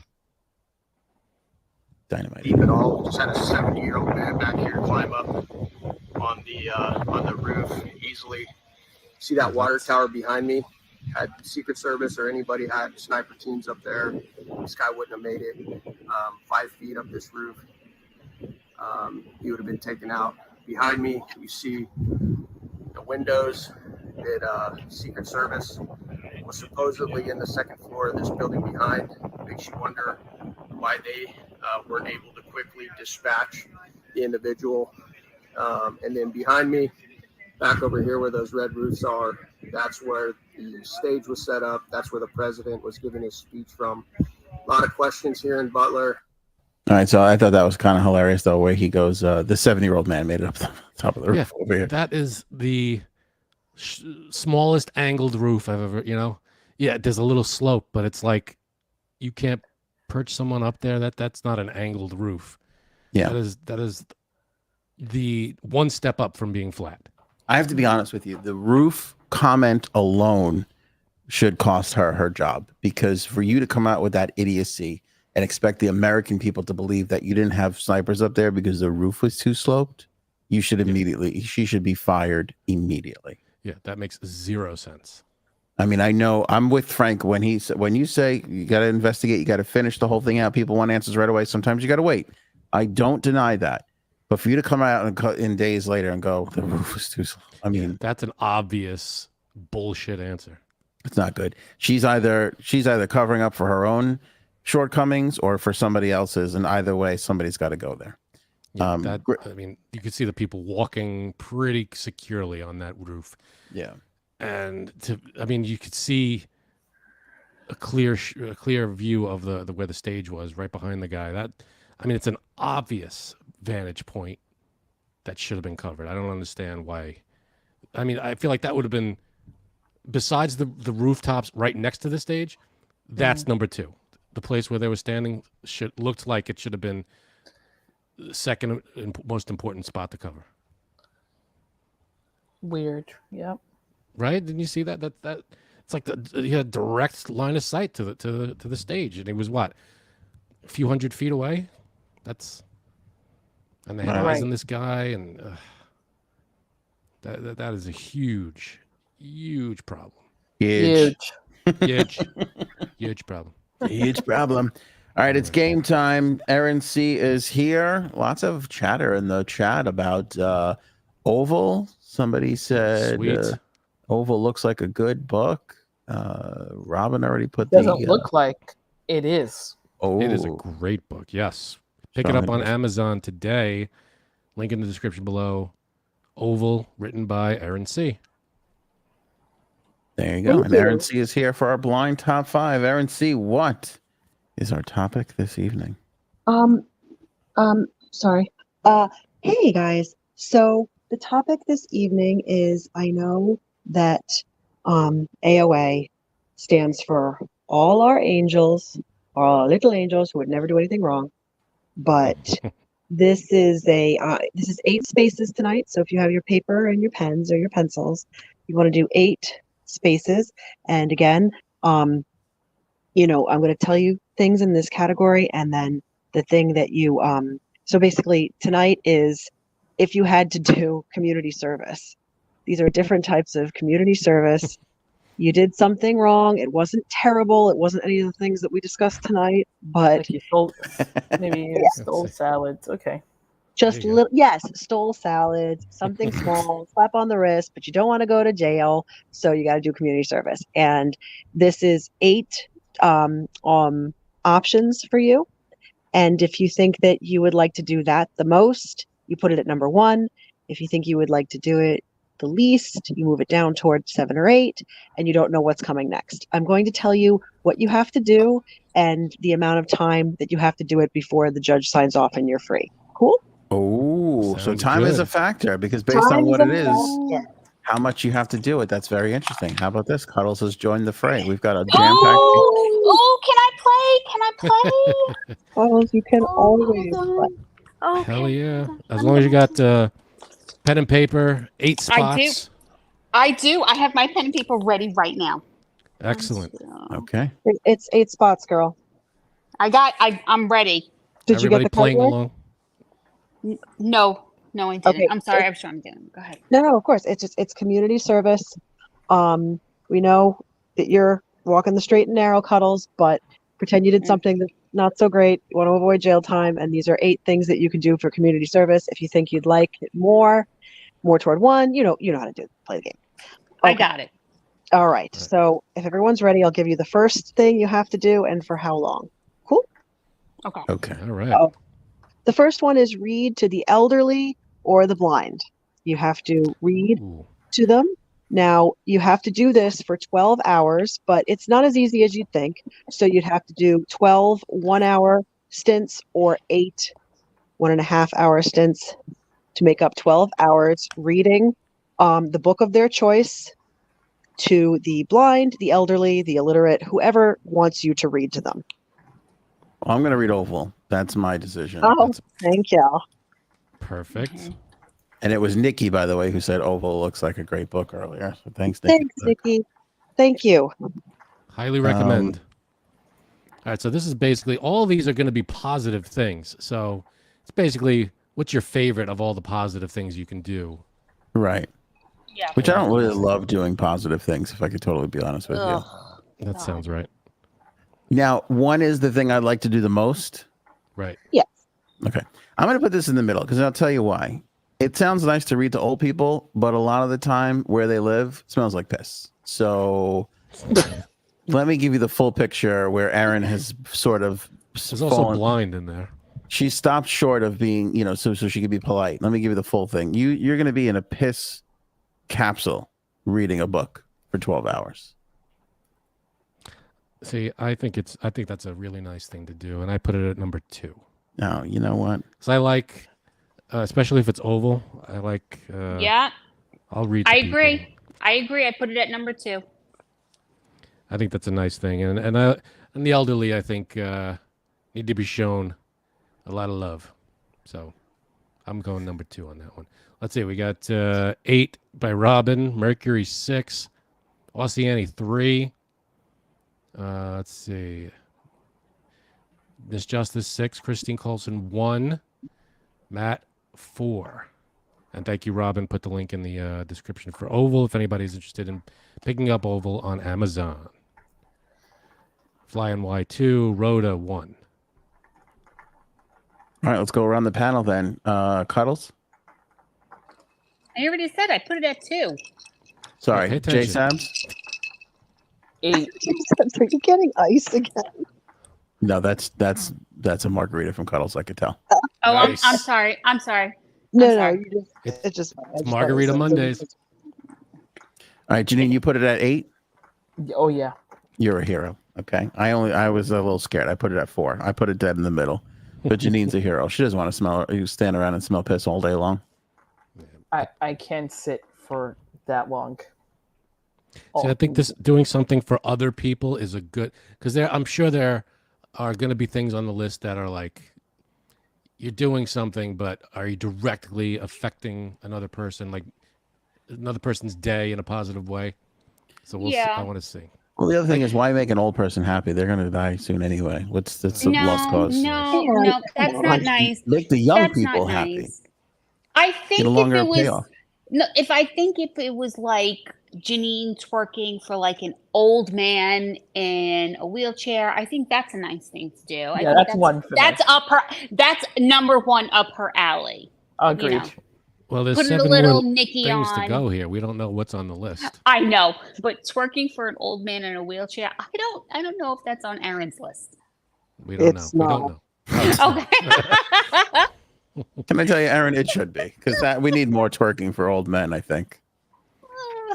Finally get them to sell their house. They're talking about the old people don't sell houses, and that's why young people can't buy homes. The other reason why they can't buy homes, because they're holding on to these houses to get every last scrap in. Are they not allowed to live in their houses? You can't afford it. Yeah, at some point though, when you're elderly, like it's time to get out of that 4-bedroom house and go into something a little smaller, and let young people live and try and raise their families in the nice neighborhoods too. Fast forward 40, 50 years when you don't want to leave your house because it's the house you lived in with your family for the last 40 years, 50 years. And you can be like, I'm not leaving my house. Are you kidding? What, I got to move? I'm 90 years old. I got to start packing boxes. Oh, Frank, you sound like my son. We're not moving, are we? Are we There you selling go. our house? Where are we going? I don't want to leave. What do you mean we're going? All I'm right. like, we're not going anywhere. Exactly. Christine is upset with me. Mercury says, Aunt, you'll be old and smelly one day. I'm old and smelly right now. It's too late. I'm there Heavily. already. Disgusting. All right. Right. Christine gets what I'm saying about the economy. Thank you, Christine. All right, Aaron, ready for the next one. Okay, the second one is deliver for food for Meals on Wheels. Now you're not making the food. It's a You good get one the too. keys to the you get the keys to the Meals on Wheels van. People pack the van for you. You just have to drive it to people's houses or apartments. Now it's not Grubhub. You don't drop it off. You go inside, you put the food down, you take the cover off, you take the napkin out, you put the plastic silverware on, and you make sure they get to the table, and then you can leave. And you have to do that for 10 hours before the judge signs off. Okay. I'm going to jump out on the lead here and say I'm putting this at number 1. This is fun. A, you don't have to smell piss for that long. Well, you're going into people's houses. But you're not standing there reading for hours on end. You're in there. You're in and out You're in maybe and 5 out. minutes. Yeah. All right. Take the cover off. You put it down. You go, oh, this doesn't look right. Let me just see if this chicken wing is correct. Take a little nibble, throw it in the garbage. You walk out the door. So you're eating from the person's plate. The person who desperately needs this meal. Yeah. And is poor and Well, you get a little depends on taste. this Then. meal. You get a little. You wet your beak. You don't have to take the whole thing. I'm not saying you eat the whole meal in front of them. You just get a little. How's this potato chip? Is this potato cooked correctly? You know, let's see what we got here. Taste tester. Shut A up. little taste test. It makes them feel at ease. Makes them feel like, hey, I'm not No. here to poison you. I'm eating from the thing myself. No. Shut up while you're ahead. No, I'm just saying. And then I'll go like this. Shut I'll up. tell you what. I'll tell you how I really do. I'll go to the deli, put a couple of $100 down of my own money, get little half a pound slices of gabagool, and bring that in. Boom, throw that down on the table. Go. That ain't for Meals on Wheels. That's for your old pal Aunt. A little gabagool for you there, and enjoy yourself. Have a good life. That's nice. That's good stuff. You don't. Not everybody's going to do that. I like it. I'm in. Right? And I put number 1 as well. What's your? You gonna bring gabagool? You wouldn't, you selfish bastard. You just give him that stale. Just jump old... to that conclusion. So I didn't even answer, and I'm already a selfish bastard. So there's a list up here. That's an old list. But this is I can't. Let's see. I say there Meals on number Wheels 1. is number 1. All right, And that's the Frankie's other thing. filling up the top of his ticket. J Sabs. 3. That's pretty good. Okay, Cuddles. Cuddles. First I have to say I cannot believe that I actually willingly decided to procreate with you. Zing. Twice that we know of. I did twice.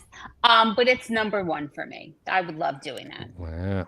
Yeah, who doesn't Yeah, want to I bring would people love that. food and happiness? I know. That's I nice. love. That's I nice. love that. That's my favorite thing. Good stuff. All right. Let's see in the chat. Do we It's all over the place. Let's just keep it's going. everywhere. Yeah. Yeah, we got a mixed bag in the chat. I see him. All right. Number 3, Aaron. Okay, number 3 is willingly procreate with Anthony. No, I'm just kidding. It's not that. It's not that. Oh, that's number 8. Pick up that oval, damn it. See that kind of snappy writing. There it is right there. All right, number 3. Okay, number 3 is animal shelter time. And it's 10 hours, but hear me out. 5 hours is cleaning out cages for birds and hamsters and dogs and cats. 5 hours is walking and playing with the pooches, just strictly dogs. So you do 10 hours and it's split in half, cleaning out cages for 5, walking and socializing with the pooches for 5. Okay. Then you're done. Let me just say I started writing this at 8 before you put in that little wrinkle of you could walk with the pooches. But I'm sticking with it. 1, I don't like to clean up animal shit. That's not my favorite thing in the world. And 2, I'm allergic to dogs. I need a hypoallergenic pooch, so I would be miserable in this job. I'm putting this at number 8. I'm sorry. All right. That's understandable. If I get that. I got him in at number 3 because I love animals and playing with the dogs and walking the dogs. I could deal with cleaning their cages or wherever, I think that's nice because then you put them in there and they're all comfortable and happy. I think that's a good thing. He's just saying, you're not running for office. He's just saying nice things. You don't want to clean animal shit. Do I want to? No, nobody wants to clean animal shit, but I think it's a nice thing to do when you clean out their area and they're all freshened up and nice. And just making them comfortable. I like that, and playing with them. You get 5 hours to play with them and walk them and have fun with them. That's a good thing. So I got them in at 3. Animal shelters is number 3. Let me tell you why I'm better than Frank. Because if I had to do this, I'd bring a little half a pound of gabagool for each one of them. You got to get that gabagool, Anthony Gabagool, I call you. Right. Tony Gabagools is what I've been known to be called. That's nice. That's Once That's at a bar mitzvah. that's the good touch that you got going there. Jason. 1. Oh, another one who just wants to look like I love animals. I've actually done this before, so. Oh, look at you. Aren't you see? just wonderful? I got to tell you, yeah, out of the top 3, I have them all in the 1, 2, and 3. Out of these top 3, you can mix and match them, and I'd be fine with either one of these at number 1.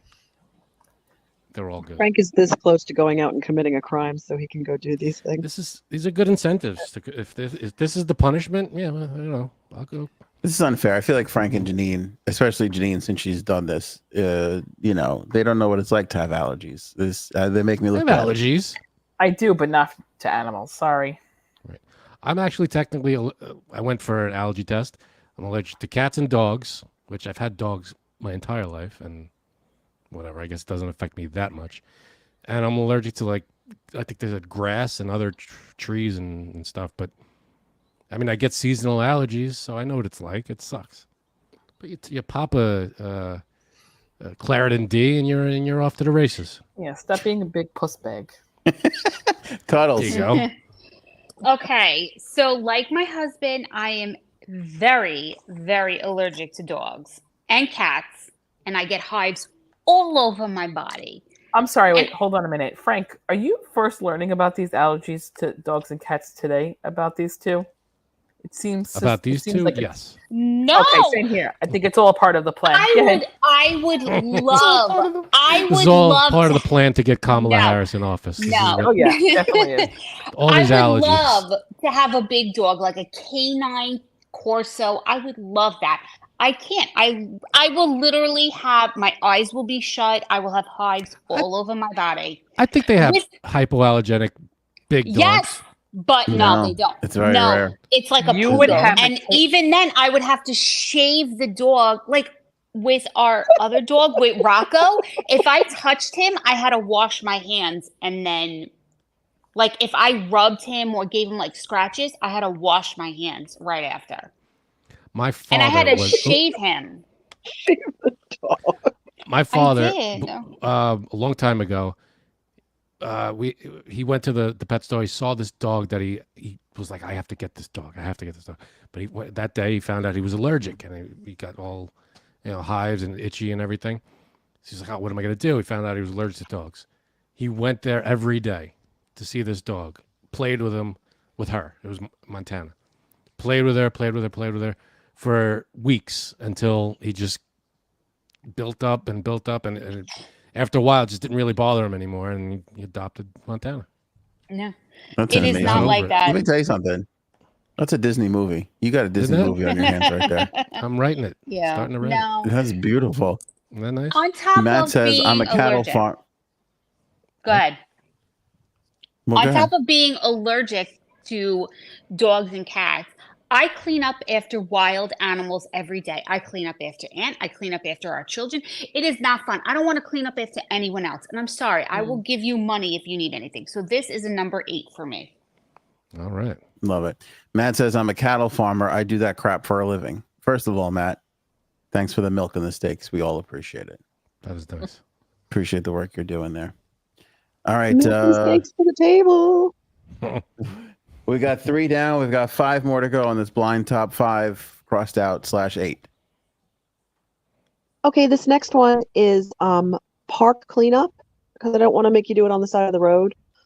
And the good thing about this one is it's 9 hours, but the rest of them are like kind of measured, where you can't do it in all one. But this one you can just do it as, you know what I mean? You just gotta Knock it out in a log day. in. Yeah, maybe 9 hours is a bit much, but you don't have to come 9 separate days. You can do it on your own time because the park is very, very dirty. Whoops. Milk is dairy from It's not Move on. fair. Okay, so cleaning up a park. See now, I'm all for clean parks. There could be some sketchy stuff though. You're picking up Condoms. Just say condom, it. Condoms. yeah, all right, condoms, or God knows whatever else. I get grossed out very easily. With that kind of stuff. Says the guy who's in there cleaning up animal shit. See what I'm Animals don't gross me out as much because it's like they're animals. That's what they do, and I get it. Yep. I'll What's wash my grosser? hand. Hold on, Frank. What's grosser, animal shit or human shit? Human shit. Human. I agree with him. Agree. I think working in the city, I've seen more human shit than animal shit. Yeah, me too. Just to be honest with you. Conversations only New Yorkers have. Yeah. But working at the park, that's Hold on, nice. good. It's outside. Good point from Mercury. You get gloves and a poker. I mean, that's kind of fun. It is fun, but I don't want to poke a condom and then accidentally poke my hand as I go to put the condom in the bag. Yeah. The fuck? Okay. But this I is don't a know. park. Didn't Aaron say a park specifically? A park, yeah. Okay. What was it? You still get a gloves and a poker. Yeah, that's true. I don't know why I brought that up. Okay.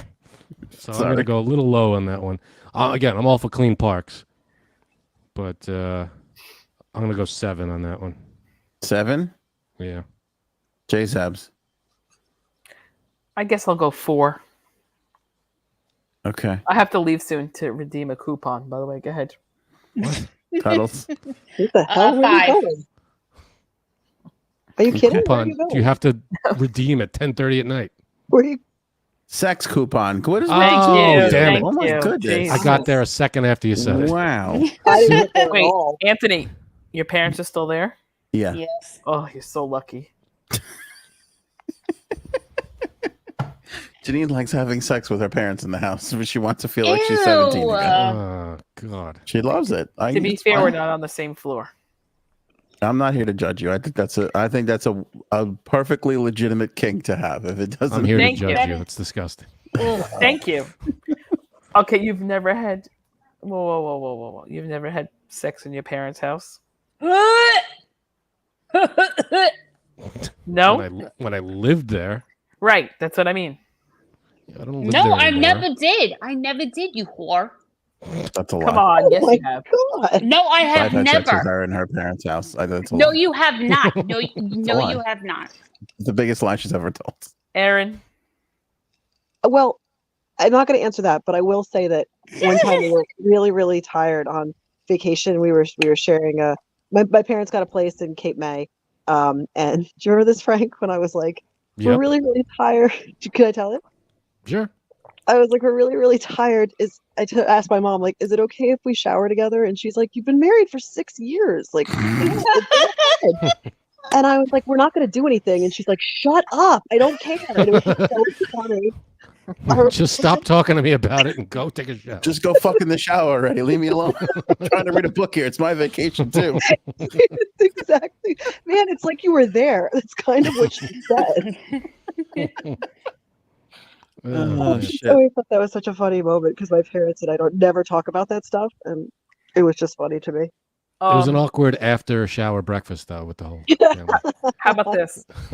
We were staying at my parents' house after Sandy, and I was just not happy. I was very angry. So one day my mother was like, okay, I'm going to leave. So you could, And I was like, what do you mean? I can, It's like, you just need it. Okay. Just go. I'm just going to go.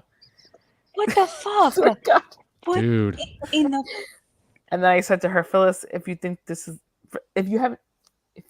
we didn't have sex now or the last 17 years in my bedroom, I don't know where you come from then.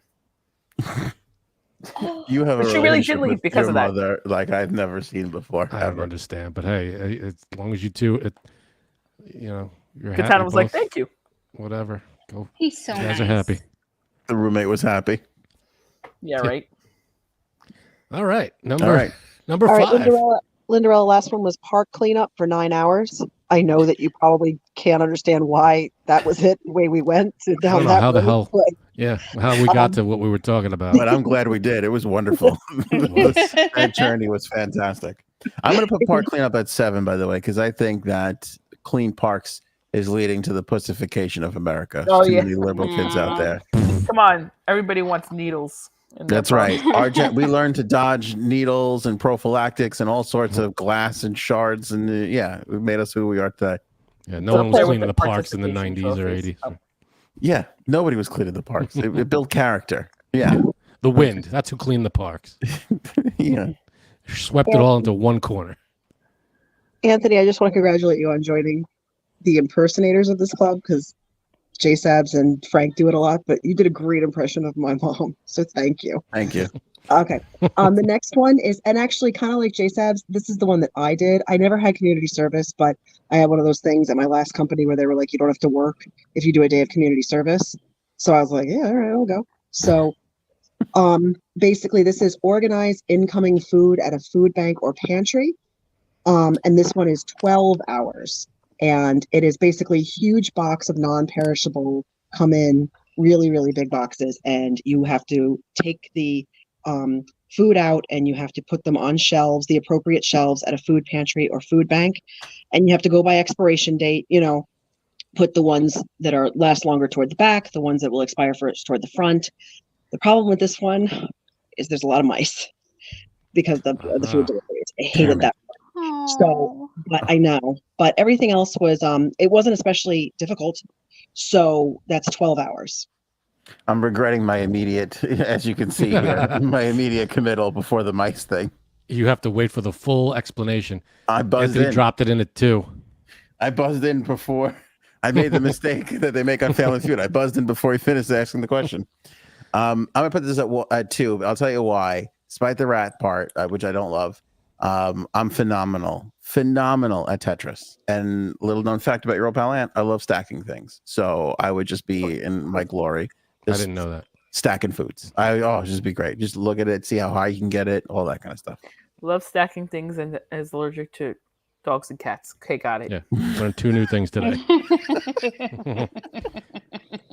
Let's see. Food pantry. Now, is it like a warehouse where it's like hot and, No, or is it it's like a it's cooled, like, refrigerated? Yeah, it's like Price Club. Price Club. Yeah, I could do that. I have no problem doing that. Are there samples there? $12. Question. This is Sample? a person, like a sample lady handing out. Yeah, is there a crackers. sample lady there? It's not fucking Costco. It's not I didn't get it. Costco. No, I'm sorry. No, it's not like that. It's just the idea that it's huge. She said like Costco. I just filled in No, some I blanks. said did say it's that. yeah, but it's not. It's can you not see? Like, I put really? it. I put it at 5 because the only other higher number I had is 4, and the reason I didn't put it at 4 is because I like working. Like this is great work to do, but I feel like I prefer the ones where you work with people directly, and then you can see the difference. No, Why? So you Right get all the there. glory? no, You I get don't all like the glory. people. You're a glory whore. I think the food pantry thing is great, and I love it. And I would do it. So if I had the opportunity, I would love to do that. So, and I'm only because I know there's going to be another one that I don't want to get errand. So You're getting Aaron so bad. I left What- 4 open. What do you have? 4 and 6 and 8, Yeah. and not. Yeah, you're getting errand. You're 4, just gonna 6, get- and 8. 100%. I'm going to get errand. You think? Yeah, oh yeah, it's shaping up. I know you're gonna hold on to that 4 like grim death, but it's gonna happen for you. Yeah, It's 4's gonna be coming. a good one. That's why I left 4 open. I thought there's going to be one in there that I'm going to go. I'd rather do that. You're gonna get zinged for sure. I Cuddles? would say 2. Oh, Oh, I'm yeah. sorry. No, go ahead. No, go ahead, Jacob. 2, 2? and I've actually done this too. Mm-hmm. Oh, aren't is all right. Here's what we're learning. Janine legitimately is the most charitable out of all of us. Janine, how many salads did you steal, girl? These are hypotheticals for me, Frank, and Cuddles, but not Janine. She's actually done these things. Cuddles? Do you keep the jumpsuit? And Frank thinks I'm a scumbag, but see how nice I Oh, am. That's Jesus. not true. I think you're a scumbag too. I'm at 3. I put it at I 3. also think you're not. Gene, you got to go take a shot Okay. or something. All right, Ant, what do you have? What do you have left open? I got 3, 5, and 6. 3, 5, and 6. Cuddles. 4, 6, and 7. J-Sabs. I have 9, 6, and 5. There's There's only only 8 8. things. What the fuck?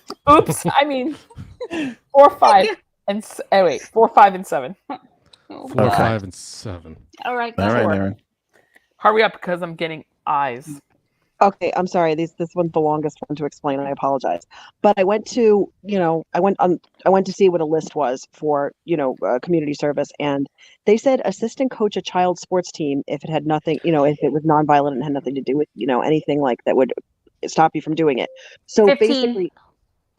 basically this is like you're not coaching it. You're just doing like the equipment and you're, maybe scoring the game and being there for the practices and the games, but you don't have to like know the sport. If you do know the sport and you want to offer some assistance, like that's great. Like, I know you guys would probably do hockey, J-Sabs would do softball, Cuddles would not want to go anywhere near this, she said. Nope.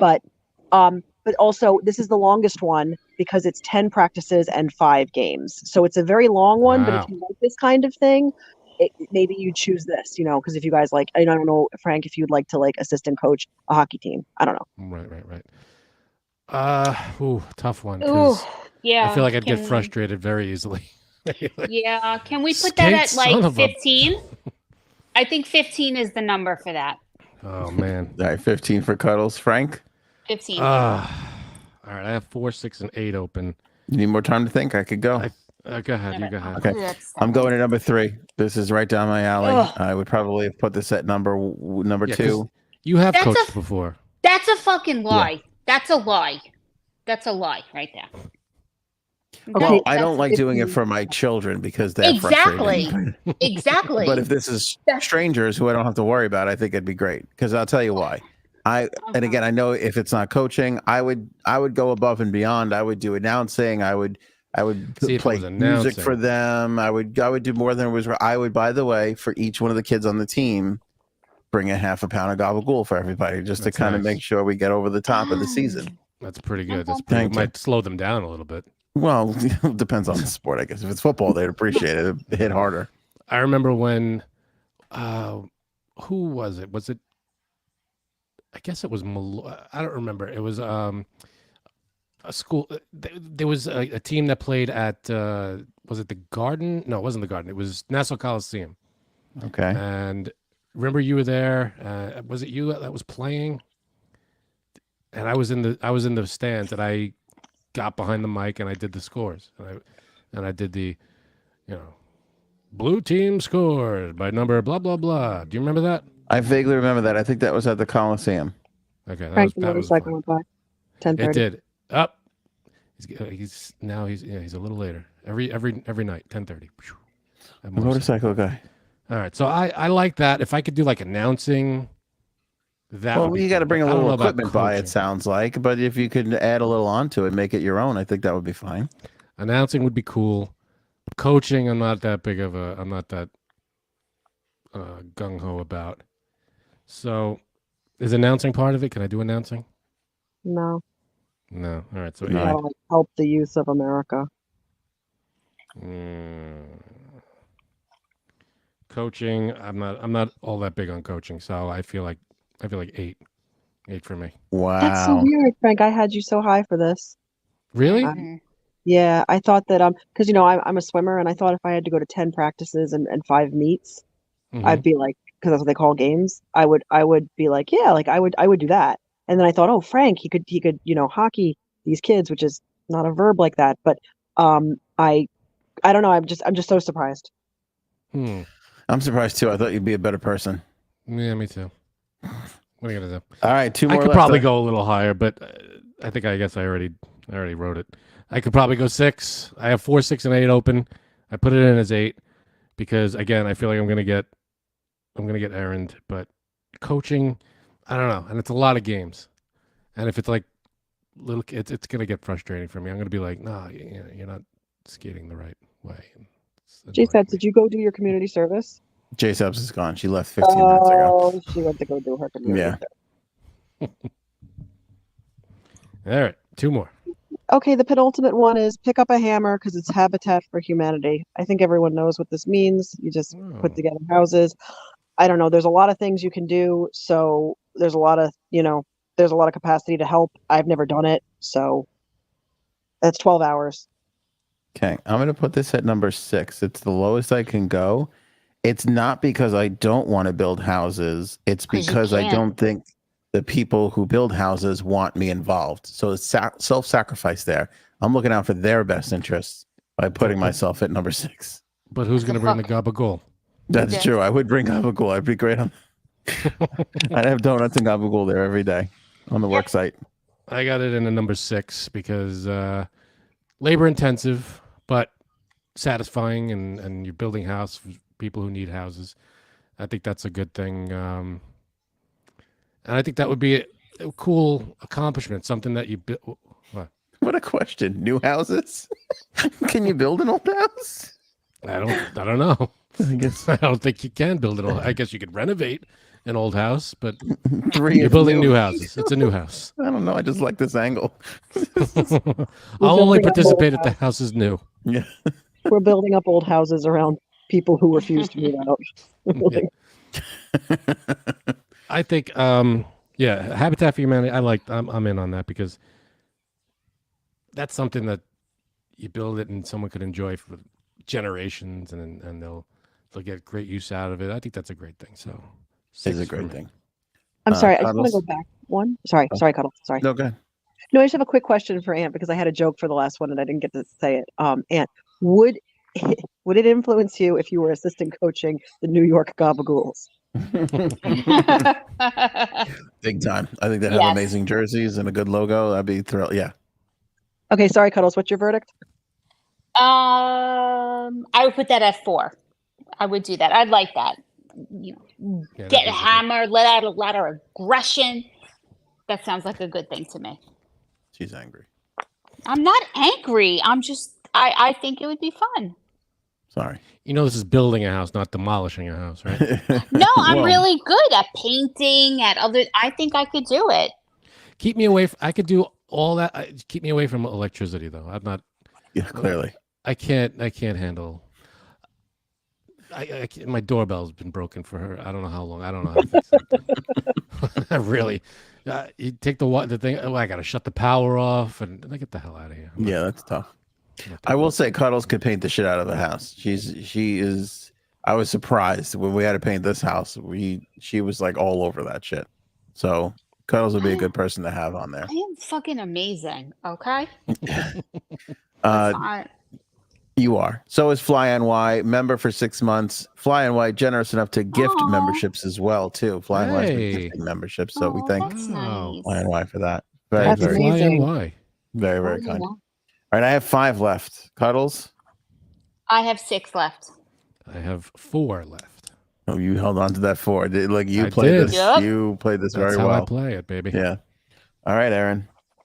Okay, this is the last one, and this one is also a little bit different. And I read it on the what's it called? The community service website, which I just realized now is not the best thing to have done on my work computer. But it is organized a blood drive. So what you do is you obviously are not taking blood and you're not doing any of the nurse stuff.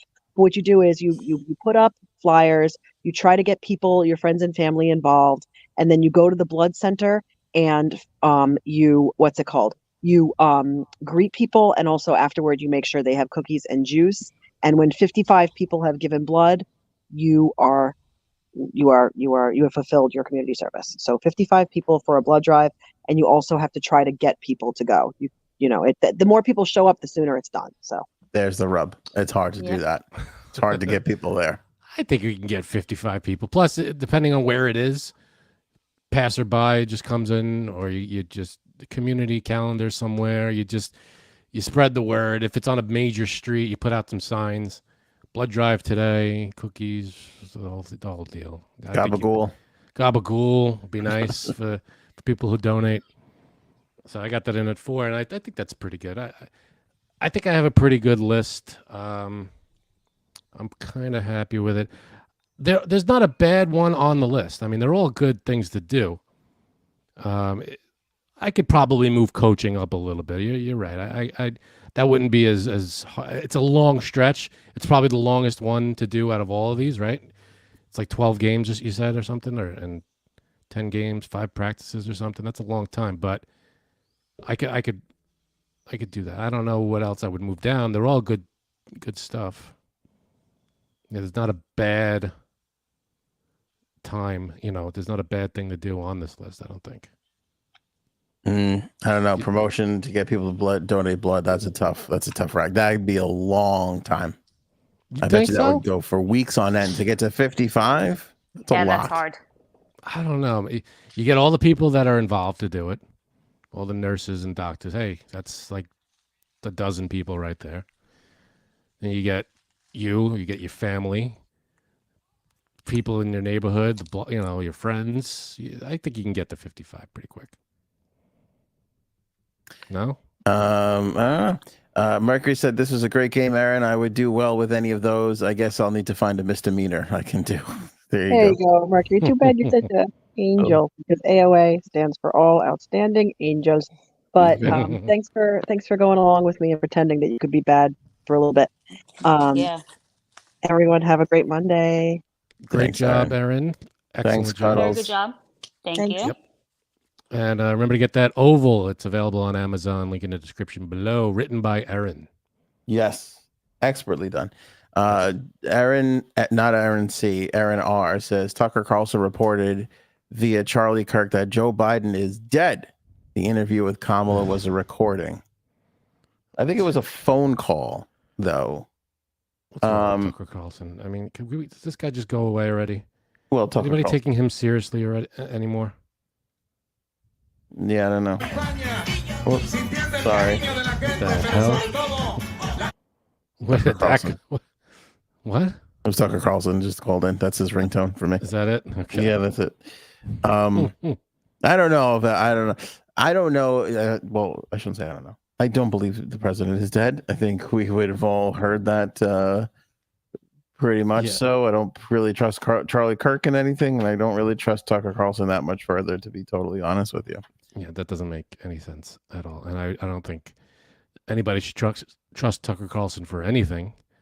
So take anything he says with a gigantic grain of salt. Yeah. We didn't do the Trump reverts topic, did we? We didn't. Okay. My only thing here was he called Kamala Harris. Let me make sure I get this right, because I don't want to misrepresent anything. He called Kamala Harris vicious and dumb. And I wanted to just make it a topic because post-shooting, post-assassination attempt, we were supposed to get this unity candidate. That's all bullshit. Are you kidding me? And his first speech out of the gate after that was the Democrats, and it was like, come on. Well, we talked about this. He couldn't get through the RNC speech without riffing and going off script and going down that path again. Exactly. And he subsequently have done it there on out. And now to call her vicious and dumb, again, and people are going to call me a liberal pussy. By people, I mean Jay Sabs. But if I'm on Team Trump, I'm telling him, don't do that. You be up here for one. Like he's never gonna be up there. I know, but he could crush this and win it in a landslide if he keeps it going. The only way is his only strategy is bullying and talking down to people and making himself seem like he's better than everybody. I'm the only one that could do anything. Everybody's dead if I'm not president. That's his angle. The whole country's going to implode if I'm not president. So that's the whole thing. So if it's outside of that, he's not going to do it. Seems like he can't do it. It seems like he can't. He can't. That's his whole angle. The high. I mean, if I would just be begging him, like, just take the high road. Like, you know what I mean? Because let's assume that all these polls are pretty accurate, and he's leading right now, and Joe drops out, and he's the steady candidate right now, survives the gunshot, still has all that popularity from that. Like, you can run the score up You can make it not even close. You don't have to do this. One of the best things I've ever seen Trump do, which I didn't think he could do after the debate was just shut the fuck up. He did it. Probably wasn't He had easy. no choice. I'm sure people were slapping the phone out of his hand from the time mics to time. were cut off. You had to. No. I mean, after Biden had a disastrous debate, he didn't have an interview, a rally. He went for a week and a half without anything. Need to. He just kept quiet and let that news cycle run its course. And that was the first time in a long time I thought to myself, "Ooh, he's doing the right thing. He's being very smart about this." And then when I heard he was going to have a unity speech, I was like, "Whoop, that's another right thing to throw away his old speech and write a whole new one. That is a good thing to be doing if you're him at this point." And then watching the speech and now this kind of thing, I'm like, he's just falling back into the old way, and he's going to just cost himself votes. That's all I wanted to say on that topic. Yeah. I know Frank, you hate all of it, but that's No, that I understand what you're saying. I thought unity. I was like, oh, okay, great, unifying. Let's unify the country. And then you'd watch almost every speech at the RNC, and it was, we got to defeat the Democrats and Biden and all. So it became a attack the other side speech. The convention anyway. Yeah. I do believe we'll see Joe Biden at some point. He'll come out and address the nation, but I wouldn't assume that it would be prior to Thursday if we even get it this week at all. You got to let Kamala get a little time to get all those ducks in a row, because there's a lot of work to still be done for her if she's the nominee. Right. By the way, I don't know if there's any way she doesn't pick the governor of Pennsylvania to be her running mate. Why? You have to. It's a swing state. You need those. You need Pennsylvania. I think she's got to go with him. But more on that coming up on a future podcast there, Frankie C. All right. Thanks to Cuddles for joining in. Aaron for another extraordinary blind top 5. J Sabs, Frankie C. All of your comments. You guys are the best. We'll catch you Wednesday and Friday. Bye, Frank. Bye. See you over at the food pantry. Okay. Hey, my car or yours? My gabagool. I got that. Show me potato salad. Maybe we should go now. Go ahead.